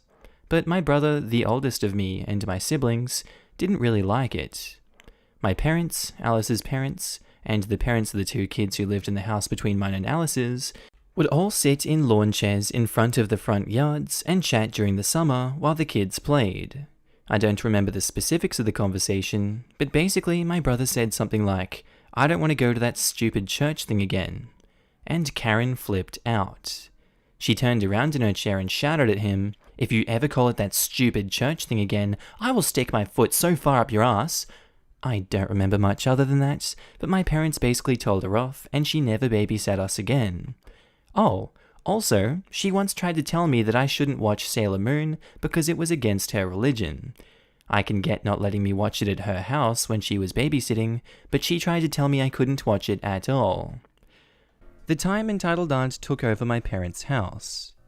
I'm back with another story about my auntie and her shameless entitlement. The events of this story occurred in 1982, a year before I was born. My dad told me all about it some time ago. My parents had recently gotten married, my cousin, aunt's son, was 6 at the time, and my uncle had recently lost his job. My grandmother insisted that my dad support his sister in her time of need. This meant letting my aunt and cousin move in until my uncle could find a job. Uncle too, of course, would be welcome whenever he decided to show up. My parents' house only had 2 bedrooms. One was occupied by Grand Monster, the other by my parents.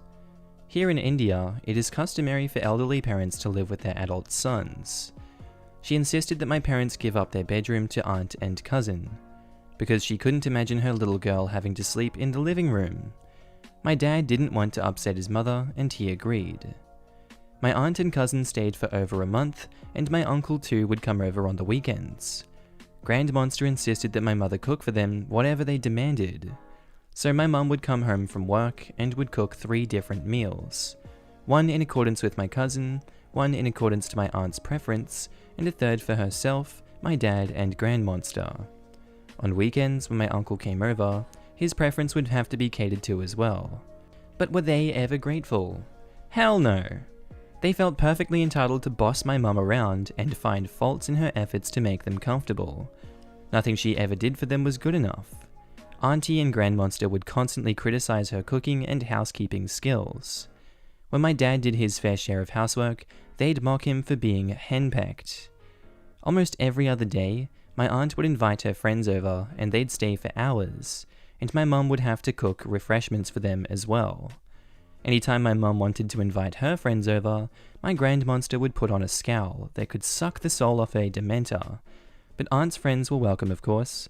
The one time my dad put his foot down was when aunt wanted to invite a friend of hers to stay for the weekend. Interestingly, my uncle's sister, i.e. auntie's sister-in-law, found auntie and uncle's behavior to be quite inappropriate. She visited once and clearly didn't like the way my mother was being treated. She was a strong, no-nonsense kind of woman and called out my auntie for not being grateful for the way my mum and dad were putting up with her and told her she should stop being a burden and should help out with the housework. My dad tells me that the concern an outsider had shown for her well-being, that should have been expected from family members, brought tears to my mum's eyes. My aunt cried over this too, but for entirely different reasons. She bitched to my Grand Monster that my parents had made her look bad in front of her husband's sister. My Grand Monster reprimanded my parents for making her cry, and my mum ended up apologizing to my auntie just to keep the peace. It turns my stomach when I think about this. Finally, my uncle found a new source of income, and aunt and cousin moved back in with him, but not before they took my parents' TV with them. Back then, televisions were a novelty for middle-class households in India. My aunt and uncle didn't have one. My mum and dad had just bought theirs. My Grand Monster made my parents give up their television to my aunt because they'd been through such a tough time, and they would give it back once they could afford to buy their own. Needless to say, the TV was never returned. Our next post is by Crystal007635, titled, "Entitled Mother Freaks Out the Police Were Called After She Forgot Her Kid in a Supermarket for 2 hours. Cast are me, female 17, 16 at the time. My boyfriend, male 18, 17 at the time. Annie, entitled mother's daughter, female 4, 3 at the time, man at the desk, nice dad, entitled mother, you know, the reason why you're here, P1 and 2, the policeman 1 and 2. Important note, I live in a fairly small town, so many people know each other. This happened last year, in mid-June. We were on a break from school, and boyfriend and I decided to get some snacks for a movie date. As one does, we go to the supermarket and start grabbing our stuff. We were debating which cider, I'm a lightweight, I should grab when I see Annie enter the aisle. She looked scared and was crying a bit. As anyone with a little bit of a heart would do, we leave the cider for now and go to see what's the matter. "Hey there, are you okay? What's wrong?" Annie looked up to me. Mummin, mummy in French. "Oh, have you lost your mum?" She sniffles and nodded. "Well, we're going to help you find her. Is that okay with you? I'm me, and this is BF. What's your name?" "Annie." So I took her by the hand and walked up to the help desk, while boyfriend paid for the groceries. We did not get the cider. I notified the man working the desk that Annie had lost her mother. He was very kind and asked for Annie's name and family name so he could make a call on the microphone, which went about like this. "The little Annie X has lost her mother. Could the mother of Annie X present herself at the reception desk?" Annie was sat on a little bench that was facing the exit. That way, she could have seen if her mother was headed out. It was rush hour, Friday, around 5 p.m, so it took boyfriend a while to pay for everything and to get to us. By that time, another message was sent around the store. Poor Annie was scared, as she kept asking where her mummy was. We tried to entertain her. Manager allowed her to read a book from the book aisle to prevent her from freaking out too much. After 1 hour, she claimed she was hungry, which seems fair, since it was probably around 6 to 6:30 p.m. We didn't have very healthy food with us, but gave her a little snack. A sponge stuffed with chocolate shaped like a bear. Look up Lulu Lawson. Okay.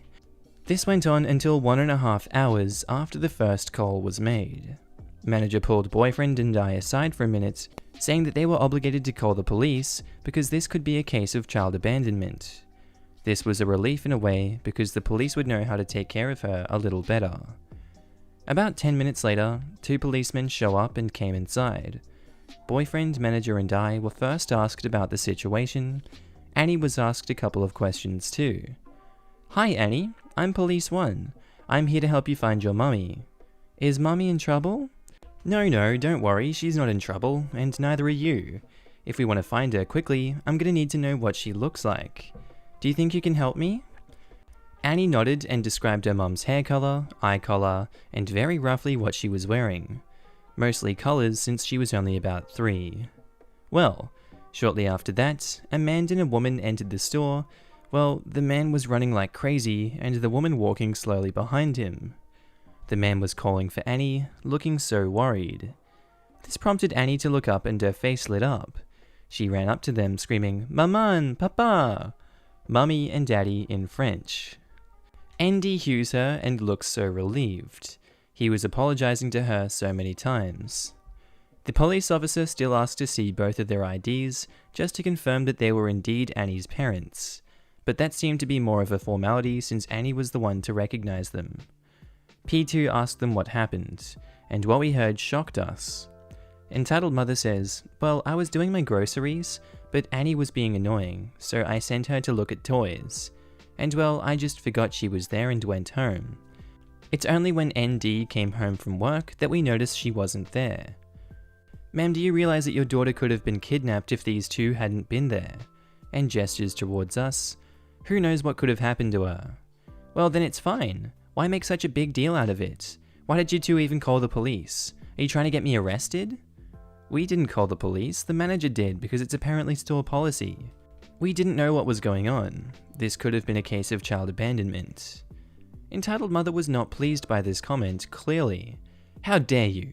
Are you telling me I'm a bad mother? Is that what you're insinuating, young man?" Before boyfriend could reply, ND gave her a look that would make anyone shut up right away. I bet he's a teacher. After a bit more talk, the little family were allowed to leave, and so were we. Nice Dad thanked us profusely for our time. We went home, had our movie night, but I think about that sometimes. This woman was so careless with her kid that it baffles me. Edit 1. Wow, this attracted more attention than I thought it would, but it makes me think that the world isn't such a dark place, seeing how many of you would have been ready to kick entitled mother right there and then. Same comments made me laugh a bit. And thank you for the awards. I don't know what the Hugs Award mean, but hugs to you too, kind stranger. I really appreciate it. Hope you enjoyed that one. Our next post is by CTG Reddit, titled, Entitled Parent Calls the Cops Because I Am in My Garden. Our cast are Entitled Parent, I don't remember whether male or female, Friend 1, Friend 2, and Younger Brother. So a while ago, our family had a few friends over for a barbecue. I was 12 at this time, so I was happy that their children, F1 and F2, were the same age as brother and me. We have a pretty big garden, so we play tag, hide and seek, etc. Eventually we start throwing water balloons and play with any water we can find. Naturally, we are screaming and shouting because we are having fun, not because of hypothermia. We play for a short time until we hear entitled parent shouting from over the hedge, "Shut the hell up!" We laugh about it, but take no further notice. We just assume that they aren't talking to us. We continue playing until we hear them yell again, "Shut the hell up," and go home. We didn't know what to do, so we asked our parents. They said it's our garden, so we should just be allowed to do whatever we want, right? Anyway, the entitled parent continues to yell some things I would rather not type, but it was along the lines of, "Shut up, I'm playing a card game with my kid." We understood they want peace and quiet, so we play quieter. After another minute, we hear entitled parent yell again, "I'm calling the cops." At this point, our parents heard and went over to pay them a little visit. After a few minutes of procrastination, the entitled parent did call the cops, who were incredibly helpful, and just said the same thing, their garden, their rules. Our next post is by user Betrayed Bunny, titled, Karens of the World, My Siblings Are Not My Kids. Hello. These stories are from a few years back, but it still happens occasionally to this day. The words aren't exact, and this post will be long, TLDR at the bottom. I was 15-ish years old when my mum started having my half-siblings. So by 16 or 17, the three of them were toddlers and behaved well enough to go to Walmart. Story 1. I live in Louisiana. Public schools have a uniform. The night before, Mum asks me if it's okay if she picks me up from school to do a Walmart run, and I agree. The uniform has a red polo shirt, slacks, and mandatory badge with your grade, year in school, with your name and picture. I usually take off the badge when I go somewhere after school or cover it with a jacket. I forgot to. Around 3 PM, we're at Walmart. Mum has one sibling in a basket, and I have the other two in my cart. I'm mostly pushing my sibling around the toys aisle when Mum suddenly remembers she needs something from the other side of the store, so I'm alone with two toddlers. I'm pushing the cart back and forth, when this older lady comes into the aisle I'm in with her own toddler in the cart. I make eye contact, but I'm far more invested in keeping my siblings calm. I notice this woman has a bad blonde dye job, long fake pink nails, hella wrinkles, and the haircut before I knew what it was. She dressed southern classy style, but obviously doesn't have the money to actually be classy. As in, obviously fake jewelry, and it's a big and heavy looking. I've gone back to my siblings at this point, as this lady approaches me. She's K for Karen, and I'm obviously OP. Karen is glaring at me. "Are these yours?" She motions to my cart. Me, thinking she means the toys my siblings have dragged into the cart. Well, not yet, haha. What do you mean these children are not yours? Oh, I thought you meant the toys. Karen looks at my school ID, then back to me. Aren't you too young for kids? How old were you when you had them? Well, actually, I was 15 when sibling 1 was 15? Now, I have bad social anxiety, and it's worse when someone's yelling at me, so I'm shaking a bit. She starts going off on this tirade about how I should have just waited until marriage, that I'd better marry their dad soon, and that I should drop out of school to take care of them. Me, finding the idea of marrying my stepdad repulsive enough to have the courage to yell, "Ma'am, that would require me marrying my stepdad. This is not Alabama." Roll Tide! Karen freezes. Now, around this point, my mum returns in a hurry and tells this woman sternly to leave all of my children alone. Karen's eyes get all bug-eyed, realizing that I'm one of those kids. She mutters one of those non-apologies and leaves. Mum treats me to ice cream. Aw, happy ending. Story 2. Senior year of high school, so I'm 18 years old. Go to Walmart with my mum and my siblings. Similar setup as last one. I remember to cover my badge with a jacket this time. My mum has my brother in her cart and goes to get something. My sisters and I are looking at dolls. I'm trying to convince them that they don't need the Barbie with this big set. I think it was a house, but they keep putting it into the cart anyways. DK is dense Karen, not Donkey Kong, okay? While my back is to the aisle, this woman apparently came into with her own kid. Now, her kid is one of those brats that points at things and goes, "I want that," and expects their mum to put it into the cart. I can hear this kid pointing at various dolls. She then points at the one in our cart and goes, "I want that one." Hey you, do you work here? Now to be fair, a chunk of staff go to the same high school. They have to wear the same slacks at work. Some wear their school jackets to work too. The only way this lady would be able to tell I didn't work there was my shirt. I turn enough to see her, and that's when she also sees my siblings. She's dressed almost the same as the first Karen, only she has pink in her hair to look young. Oh my god, you have children? Ma'am, please don't yell. I do not work here. I unzip my jacket to show the school shirt. She also sees my student ID. Oh my god, you're underage. Ma'am, please, you're scaring the kids. She starts entering a similar tirade the first Karen did. That I should have waited, I need to marry their daddy, that I need to drop out because being a mum is so much more important than a piece of paper. I tried interrupting her several times, but she only shrieks louder. I see a big burly man walk down the aisle towards us, and I realize that he's in uniform for security. He says, "Ma'am, if you do not stop yelling, you will be escorted out." How can you be a good Christian man and not react to the sins before you? Ma'am! She turns around and actually looks at him. She freezes a bit, but turns back to me. "Give me that toy." "What? I bet you can't afford it if you have 2 kids. Give me the set." "They are my siblings. Just give me the damn set." Security firmly puts a hand on her shoulder and whispers something into her tiny little Karen ears. She goes pale. Security almost marches her out the aisle. I do my best to calm down my sisters, who are brave enough not to cry. My mum shows up soon after and sees me badly shaken up. I tell her what happened as we get treated to burgers. TLDR, every time I'm alone with my siblings at Walmart, a Karen will almost always approach me and yell that I'm living in sin. And our next post is by user Zipinia, titled, "Entitled Parent Screams at Me for Taking an Empty Spot." Okay, so short story, but will be detailed. Please no negativity to other users, since others want to complain about me not handling negativity. I can take it, but I don't want any on this post, cause there's a chance it might get conflicted onto others. If you have something to say, then PM me. Sorry if my grammar is not good. This happened yesterday afternoon. I, female 21, was on my way to the store. I'm still a student driver, and my boyfriend is 24, who is a licensed driver. 5 years in brackets, said to park into Walmart's parking lot. When I pulled into a parking spot, a lady stopped behind us and trapped us in. Me and my boyfriend are sitting in his car and I'm thinking, what the hell? As she gets out of her car with her 12-year-old and screams for me to get out of her spot. My boyfriend just laughs, which really surprised me. He never laughed at this kind of thing, but that ended when she hit his car, slamming her hand and kicking.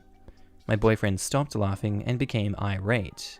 I told him to let me handle it, so I got out and called her a brat for pouting over a spot and that I'm trying to learn how to properly drive. She continued to scream and I'm getting angry. Suddenly, God sent an angel in the form of an officer. I explained what was going on. I was preparing for my driver's exam. Lady confronted me, etc. IDs were checked. Me and my boyfriend are cleared. The lady starts saying that I was breaking the law by driving without a license. The officer told her to go or she would be arrested. While the lady was arguing with the officer, the 12-year-old apologized on her mother's behalf, and I accepted it. Moments later, the child and mother got into their car and left. I apologized that he had to go through that, and he wished me good luck on my driver's exam. Cops can be good. Not all are bad, thankfully. Our next post is by user The Gamer Plays, titled, Entitled Karen Tries to Get Me Fired Over Tomato Ketchup. Hey guys, I see a lot of stories on here, so I thought I would give you one that happened just before lockdown. So without further ado, here is our star-studded cast. Me? Well, me. EM the Mega Karen. EMF, Karen's friend. WB is work buddy, and the double B is big boss. First thing to note is I work in a very well-known fast food chain that the staff are often looked down upon because having this job must mean I failed education. Maccas! I actually have a degree, but I like my job here, and we have a policy that our bosses try and enforce if we think it's stupid. The policy is that if you have a meal, you get 1 sauce sachet for free, then 10 cents for any extras at the store. Lost 5k last year from free sauces being given out, which is crazy. Enter Karen. Her and 2 other Karens bring their actually really nice kids in and come to my till to place their order. I give the kids balloons as they are really polite and sweet. It was 2 boys and a girl. Shouldn't be older than 7 years old. We get to the end of their order and ask if they would like sauces, explaining that it would be an extra charge after she asked for £3 worth of ketchup. Also bear in mind we have pumps of sauces that are free. She tells me to take them off the order after I explain, and I give her a receipt to tell them to wait to collect their order. I start processing other orders and bagging them up and getting drinks as it gets fairly busy. And work buddy is fairly new, so I'm trying to help her and keep her happy as it can get overwhelming. She gets the order ready for entitled mother and hands it over. Now I'm just out of sight at the drink station, and here the entitled mother asks for sauces. Work buddy puts them on the tray for her, not knowing the policy yet. I let it slide as I don't want to embarrass her in front of customers. So once she was done, I let her know and we laugh as it really wasn't her fault. Then entitled mother's friend appeared, hearing me talking to work buddy, and begins screeching, "I want to speak to your manager. How dare you berate her for having good customer service, you money-grubbing a-hole." I'm sorry, she's new here and isn't aware of all the processes yet. Where is your manager? You should not be working with people. Now, I'm a chill person generally, and do my best to keep everyone happy. I have really good customer service skill, it's why I'm the only guy on till. Look, give me a moment, he's in the office. Karen folds her arms, scowling like she just smelled bad eggs. I get my manager, and he sighs, coming out to deal with the situation. "Hello, miss. What seems to be the problem?" "That boy has been nothing but rude. He refused my children's sauce. He shouted at this girl for no reason. He should be fired, and I want our meal comped." Wait, for what? I mouth WTF to my work buddy, and she is just as stunned as I am. And then she does the unexpected. "I'm sorry, miss, but he did no such thing. He told me something I didn't know, and from what he tells me, you did this just to get free sauces." Silence. No one expected her to speak up, as she seems like the timidest person on the planet. It takes a second, but entitled mother's friend collects herself. "You allow your staff to talk to customers like this? It's disgraceful." Then BB looks at me and says, "Well done. Thank you for helping our new starters with our policies and procedure. And miss, I won't be comping anything. It's very clear what's going on here. And if you think you are the first person to try and get freebies out of us, you are mistaken. You're only embarrassing yourself and your friends. Now you can either sit down and eat your food, or you can leave. I'm not going to punish my staff for doing their job." Entitled mother's friend looks stunned, like someone just slapped her, and my manager pulled me into the office to laugh about the situation and give me Employee of the Month for helping WB with her training. I haven't seen entitled mother or entitled mother's friend since, but for some reason I don't feel bad about it. I and work buddy are now really good friends. Now we are both looking at stepping up to becoming trainers. I have a few more of these. For some reason, working in fast food attracts entitled parents. "But disabled people can't use power tools." I'm a 29-year-old disabled female. incomplete quadriplegic, with the full use of one hand and arm and 70% use of my right hand and arm, and I'm in a wheelchair. I'm not a stereotypical female. I wear bright girly colours, I paint, draw, but more important to this story, I know my way around a hardware store. My father was a builder and mum is an artist, so my interests are a bit of both, and I know how to use power tools. This happened late last year before COVID-19. I was bored one weekend, so I decided to go to my local hardware store to pick up a few things to make a bookshelf. I own a multi-tool, which is a power tool which has attachments like a woodcutter and a sander, but I wanted to get a few extra products for my multi-tool, and I was contemplating buying an orbital sander. This is when Karen showed up. At first, she wasn't acting like a Karen, but her attitude changed quickly. Karen's like, "Excuse me, young lady, can I help you find something?" "No thanks, I know what I'm looking for." "But these are power tools? They're a bit too dangerous for you. Can I help you find the craft section?" "I've already been there," pointing to the paints and glue on my lap. "I need some tools and an orbital sander." "But those are dangerous? You shouldn't play with things like that." "Thanks for your concern, but I know how to use power tools. I've done it heaps of times already." "Okay, fine." And she stomps away. I go back to picking out the tools I need and am about to pick up the orbital sander when Karen returns with the manager. "Hey OP." She knows me because I shop there often. "This lady says you're handling dangerous equipment." "No, I'm making a bookshelf. I just needed to pick some things up for my multi-tool and a sander." "No worries, have a good day." And she goes back to walk away. "No, wait, you can't let her buy that. She's disabled and can't use things like that. She shouldn't even be in here. I want to speak to your manager." "Ma'am, I am the manager. She can buy whatever she likes. She's an adult." I smiled at Karen and proceeded to pick up the sander. Karen just glared at me and stomped off, muttering something insulting about disabled people. The lesson here is, don't assume a disabled person can't do something. If you've got the passion and determination, you can do anything you put your mind to. The bookshelf turned out great. It's a tree bookshelf and now holds many of my books. It hasn't fallen apart, so I can safely say that I know what I'm doing. Our next post is by Dwiggle, titled, "What do you mean you can't force surgeons to give me fake boobs?" So this was a while ago when I was working at a Medicare related call center. By the end of the first week, you get used to the fact that you're going to get basically 3 kinds of people. 1. Exceedingly rare people who just genuinely have questions about health insurance coverage. 2. Aggressive people made their own bad choices / complacency got them in a bad spot financially. 3. Straight up crazies. If I had to give it a percentage, I'd say about 5% of your calls are group 1, 30% is group 2, and the rest? Yeah, straight up crazies. Although there are lots of overlap between groups 2 and 3. So to this story. This sweet-sounding old woman from sunny SoCal calls in and has only one question. Where can she get breast prostheses? Simple enough question. It takes all of 2 minutes to get her address and pull up every medical supply vendor in a 50-mile radius. As I'm listing them off, she gets audibly impatient with me. Lots of heavy sighs, grumbles, etc. I ask if there's a problem, and she instantly gets snarky. "Well, I just don't think that you know what you're doing." I raise an eyebrow, but ask some questions to make sure we're on the same page.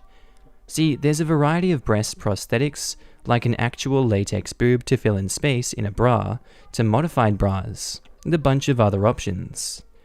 After running through all of the options I can think of, she starts with the sighs and grumbles. "Well, ma'am, if none of those options fit your need, maybe you can tell me exactly what you're looking for." "I didn't think it was a hard question, Dwiggle. Why are you struggling with this, you simpleton?" She then proceeds to go off on a tangent about how people like me, all the suppliers, and every surgeon she's spoken to are all incompetent idiots with an almost impressive amount of profanity mashed into the mix. Hold up, surgeons? While she's ranting, I'm making small one-word responses to just let her get it all out while I'm digging into her medical claims history. Not a single thing about breast removal surgery, or anything cancer related, or anything to indicate there's a reason she would need said prosthetics. So, I just ask straight up, just what kind of surgeon is she talking about? She proceeds to rage about how not a single surgeon in the Tri-County area would perform a much needed surgery for her. AKA, this woman was ticked plastic surgeons were declining to give her fake boobs. I check her age again. Woman is definitely in her 80s, so, makes sense they're not risking it. Long story short, this profane senior citizen called us to see why she could get implants, but also to demand that as Medicare, we not only pay for fake boobs, but force some sap into stuffing them in her as well. When I tried to explain that Medicare can't force a doctor to do anything, she just got more and more ticked. Eventually, I just called over my then supervisor and handed him the phone. After a couple minutes of getting the story from her, because I don't think he fully believed me, he just apologized for the inconvenience and hung up because she refused to calm down and stop swearing at him. In hindsight, I should have done the same, but I had to share this experience with someone because it was so surreal at the time. TLDR, 87-year-old woman calls Medicare and demands we find a surgeon to give her fake boobs for purely cosmetic reasons while also paying 100% of the cost because we're Medicare. Strange, strange day. Our next post is by Ugandan Big Chungus, titled, Has anyone ever visited the DoorDash subreddit? Apparently, a $4 tip on a $21 order is not enough for them on a 2-kilometer drive for an establishment downtown. The app wasn't working. I asked for advice, my tip was shown in the screenshot. They proceeded to jump at me, saying this tip was too small. One even said because of coronavirus, my tip should be $5 more. A $9 tip on a $21 order. Do these people not realize that we're all in a pandemic? Many of us without jobs, and supporting local restaurants is already hard to do. Sorry, but 20% tip is more than generous, considering the restaurant was downtown and I lived 2 kilometers from it. Our next post is by Lani515, titled, Karen gets police escort out of clinic. Years ago, I worked at a pain clinic. Different than my other post, and we had to call the police maybe once every 2 months for enraged patients. Back then, laws regarding opioid prescriptions were much more lax than they are now. We had a chain of clinics owned by one doctor. Each clinic had their regular doctors, but patients were seen by the NPs and PAs, as the doctors were usually busy doing procedures, and they were called in by the NPs and PAs for consult on treatment. Doctor owner of the chain cycled through each clinic 1 day a week. This particular day, Doctor owner was at our clinic and as usual, slammed his schedule full of procedures, which made our world chaotic. When an NP gets a patient that appears to have been abusing their opioids, they can make the decision to decrease their dosage, and if they get irate, the NP comes out to ask for backup, which would require 1 or 2 of us to stand outside the patient room, safety in case of an attack. Some patients had threatened us before to come back with a gun and demand their meds. Karen comes in, and the NP is explaining she's decreasing Karen's medication to wean her off due to abuse. She begins screaming that she wants to see Dr. Owner. NP asks for backup, and I stand outside her door for safety. Inside, I hear Karen screaming, "Where's Dr. Owner? He'll give me my meds?" The NP explains that he's in a procedure, but he'll come in when he's done, but that he'll probably agree with NP's decision. "No, you get him in here now. I don't care where he is. He can stop and come in here now. You will give me my meds." Dr. Owner is currently in a procedure with a 4.75-inch needle in somebody's spine, in what is essentially a clean room where patients can't wear street clothes and nurses and patients alike must wear shoe covers and industrially cleaned patient gowns and scrubs. Karen suddenly slams open the door to her room, screaming through the clinic, "Where's Dr. Owner? I want my meds." Me, as I'm trying to stop her from rampaging through the hall, says, "Ma'am, he's in a procedure in a clean room. You can't go in there." "I don't care where he is. Get him here now. He'll give me my meds." She finds the back door to the procedure section of the clinic, which has a coded door handle so only employees can open it. She's wrenching and pulling on the door to get it to open, while we are explaining he cannot stop the procedure until it's done. Finally, she stops, defeated, and marches back to her room to wait for the doctor alone. At this point, the NP has requested the police be called. Fun note, this was near the end of my shift, and my then boyfriend had my car to take it to the shop for me and was picking me up after work. Protocol is, when waiting for emergency services, one person is posted at each entrance of the building because we never know where they will pull in from. I'm posted at the back near the employee parking. I stand by the open door where I see my boyfriend parked in my car outside. I wave and hold up my finger to say, "It'll just be a moment," and the police roll up and my boyfriend gives me a very concerned look. I wave again, holding my finger up again, and escort police inside through the back entrance, so waiting patients don't see police strolling through the lobby. They detain this screaming angry Karen and escort her off the property. She was promptly discharged from our clinic for misconduct and narcotic abuse. Our next post is by Laughing at Life, titled, "Entitled Neighbor Took My Mother to Court to Get Primary Custody of My Mother's Dog."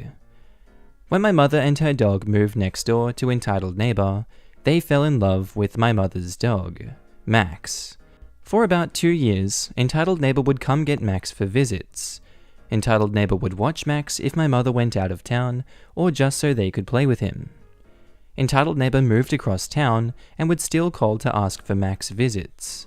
My mother started letting the dog go less and less, but would say yes now and again because of Entitled Neighbor's pleading. Just before one of the arranged visits, Max got into a fight with another dog. Max seemed to be okay. When Entitled Neighbor came, my mother said she was worried about letting him go because of the dog fight. Entitled Neighbor promises that she would look after Max and make sure he was okay. The next day, Entitled Neighbor called my mother and told her that she took Max to the vet because he had a wound on his neck. Entitled Neighbor also told my mother that she was keeping Max because my mother neglected the dog, and my mother was devastated. My mother called the police. They couldn't help because she had agreed to allow the dog to go with the neighbor. My mother had to file a civil complaint, and it took 2 months to go to court.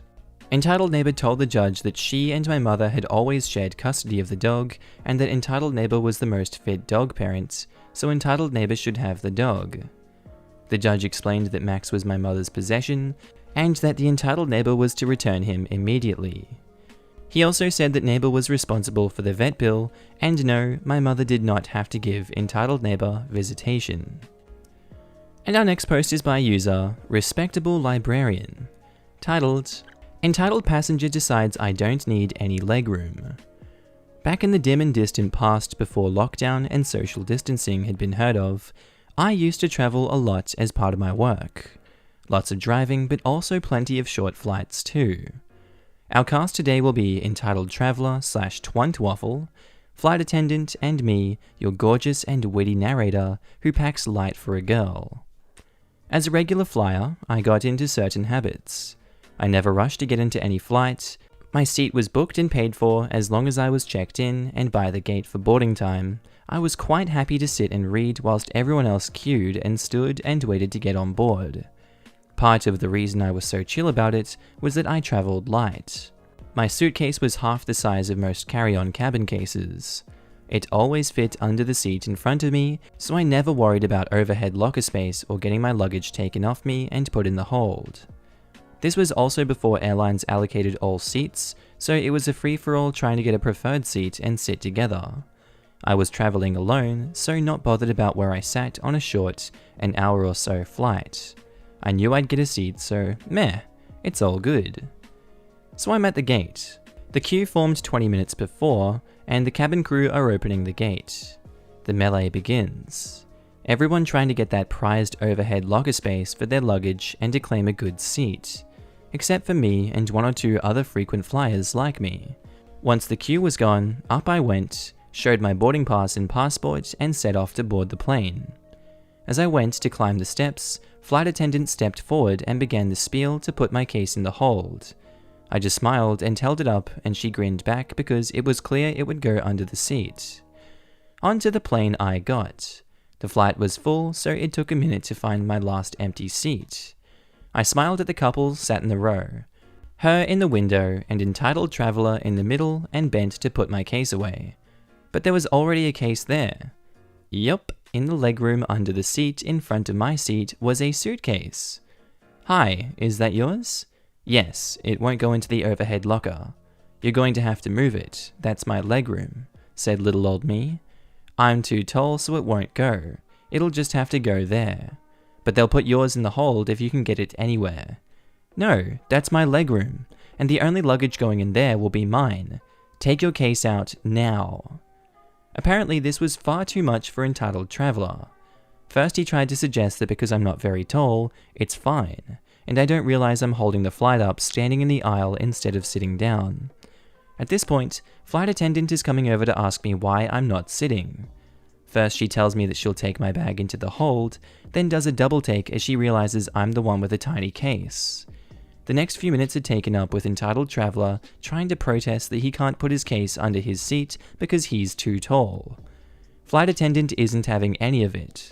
Then he tries to get it under the seat in front of him, but it is too big to fit. Then he's adamant that if he moves other people's luggage in the overhead lockers, he'll get it up there. But no chance, not a bit of space.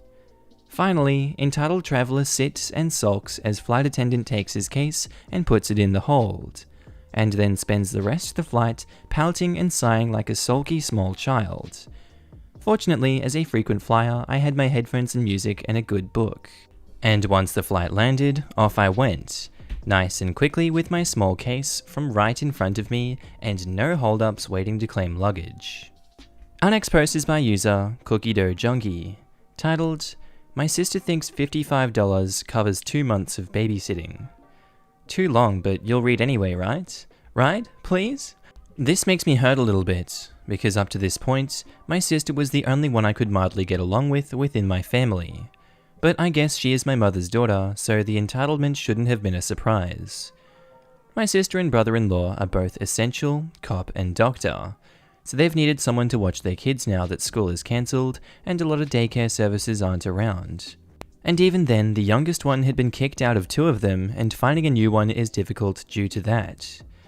So I've been watching these kids 4 to 6 times a week, depending on their schedule, anywhere between 7 to 12 hours a day.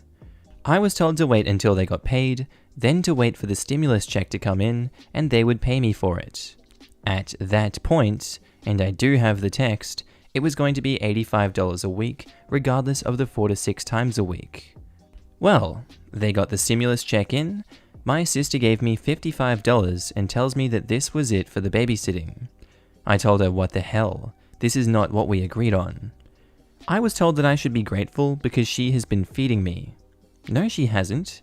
I brought my own food and tended to have to buy the food that these kids were eating for lunch. I was told it was just like hanging out having fun, playing video games with my nephews. No, it was not, and she knows her kids better to know they're feckin' monsters. They both are destructive. It's a hassle, since I have to chase one of them around all the time to prevent them from climbing shelves or from getting out the front door, because these kids were never taught to mind, and when I refused to bring my gaming laptop for the older one to play anymore, I told him specifically if he wanted to play on it, he'd only touch the wireless mouse and keyboard and play it at the desk, but not to touch the laptop. So what does he do after he gets bored with one game he begged me to let him play? Pick up the laptop and run with it and dropped it. I screamed at him, not my best moment, and he had the attitude of a teenage valley girl of, whatever, accidents happen, that's why they're accidents. If it breaks you can just buy a new one, of which I told him he would be the one to replace the $1,600 computer, but since that day, he's been a whining bag of crap about me not bringing it over for him to play with. I have to deal with these kids assaulting me all the time and not being able to do a thing about it. These kids are bloody monsters, and the only reason I agreed to do this was because she was my sister and she needed the help. But I was supposed to be compensated for my time away from my own work. I work commission-based jobs at home, but I can't work on it around them as there's no pause for me to do it, lest the younger one would probably run away and get hit by a truck. I know, it'll probably be crap of me to do if I just don't show up for the next few days until they fix paying me what they at the very least owed me. But on the other hand, I just really don't want to be around those kids. They need to be heavily medicated and are the poster children for corporal punishment being a necessity. Edit, the kids are 11 and 8 years old. Our next post is by user FredZRed, titled, "Clean the store top to bottom, don't leave until you do." Yes, boss. This happened when I worked in retail around 2005. I was 16. I was working a very small grocery store, and although it was a small store, we were always busy as it was near a popular beach and along a highway rest area. The night before, I had worked from 12 AM until 6 AM packing shelves. There was a huge delivery coming in that had to be stocked for the next day. I was offered double time pay for the shift, so I jumped at the chance to work it. At 12 PM that afternoon, 6 hours after finishing the packing shift and barely getting 5 hours of sleep, I got a call from the assistant manager Fran, who wanted me to come in to work a shift. I explained that I'd just finished a shift and had only had a few hours sleep, but she says, "But the other girl has called in sick and you're the closest person." I lived in the motel next door. My family were managing the motel at this point. I, too naive to know that I didn't legally have to come in and should have been paid overtime for working back-to-back shifts, say, "Fine, but I'm working on 5 hours sleep, so don't expect me to do much." I got dressed and walked in like a zombie to the store. When I arrived, we were extremely quiet, with the occasional customer every 10 minutes or so. I was surprised she called me in at all, considering that even on a busy day, one person can run the store on their own. Fran at around 2 PM says, "I'm going on my break. Will you clean the store while I'm gone?" I, picking up a duster, knelt down on my knees and proceeded to dust underneath the shelves. It had been thoroughly cleaned during the 6-hour packing shift I'd done a few hours ago, so it didn't need to be mopped. She says, "No, not like that. You need to get under the shelf to clean it." "Why can't you do it?" "I'm exhausted and I'm doing my best not to fall asleep on the spot." I had informed her that I'd done the midnight packing shift. "You have to do it. I have a bad back." Fran then proceeded to grab the duster and lean down, which is against occupational health and safety bending guidelines, and dusted underneath the shelf to demonstrate, making it look easy for someone who claimed to have a bad back. "I'm going on my 15-minute break, and by the time I come back, I want this floors to be spotless." Absolutely spotless. Gotcha. It was 2:02 PM at this point, and I knew that any minute now there would be a tour bus arriving. It arrives at around 2 PM every day. Cue the malicious compliance. I started cleaning under every shelf and every display like my life depended on it, and a few minutes after Francine had left, costumers began to trickle in. But I was under strict instructions to only clean under the shelves. Customers began to queue at the register. This was before there was self-serve registers. Customer, after noticing I was there but not servicing them, "Hello? Are you working? Can I get some service, please?" "Oh, I'm so sorry, sir." Bringing out my innocent puppy dog eyes and red tear-dusted eyes from lack of sleep, "I was told I had to clean the floors and I wasn't allowed to do anything else. I really don't want to lose my job." The customer stormed out of the store and a few minutes later came back with Fran in tow. She had been outside smoking. Customer addressing Fran. "This poor young lady is in tears because you threatened her job. Fran, you have to stop this. Frank, the manager is in charge of Fran, will be hearing about this." I, feeling brave and empowered by this, say, "I told you I'm working on 5 hours of sleep after working all night with Frank packing shelves. I'm going to go home to sleep. I believe you have some customers that need serving." I was so tired and angry that I didn't care if I was fired, so I went home and slept for most of the afternoon. It turned out that customer was one of Frank's close friends and was the driver of the tour bus that arrived every day. I turned up to work my regular shift the next day and explained to Frank everything that had happened and how Fran had treated me. He told me to go back to work and he would take care of it. Fran got a harsh talking to about her behavior and conduct in the workplace and was let go. This was her final warning, as she had been doing this for months to other staff members. Assistant managers don't have as much power as they think they do. Oh, and her bad back? She didn't have any back issues. She just used this excuse to not have to do anything at work. I never saw Fran in work uniform after that, but she did come in from time to time to buy groceries. We were the only grocery store in the area, apart from a takeaway shop. I would always give her the same, "Hi, welcome to store location, how are you today?" with the biggest poo-eating grin on my face. Boy, was that sweet. Rightio guys, this has been Markee. Hope you enjoyed this r/EntitledPeople episode today. Be sure to tell me what you thought about it down in the comments. What have you been up to this quarantine? How are you feeling? How are you dreaming? Hope you're sleeping well. This has been Markee. I'll see you in the next episode. Bye.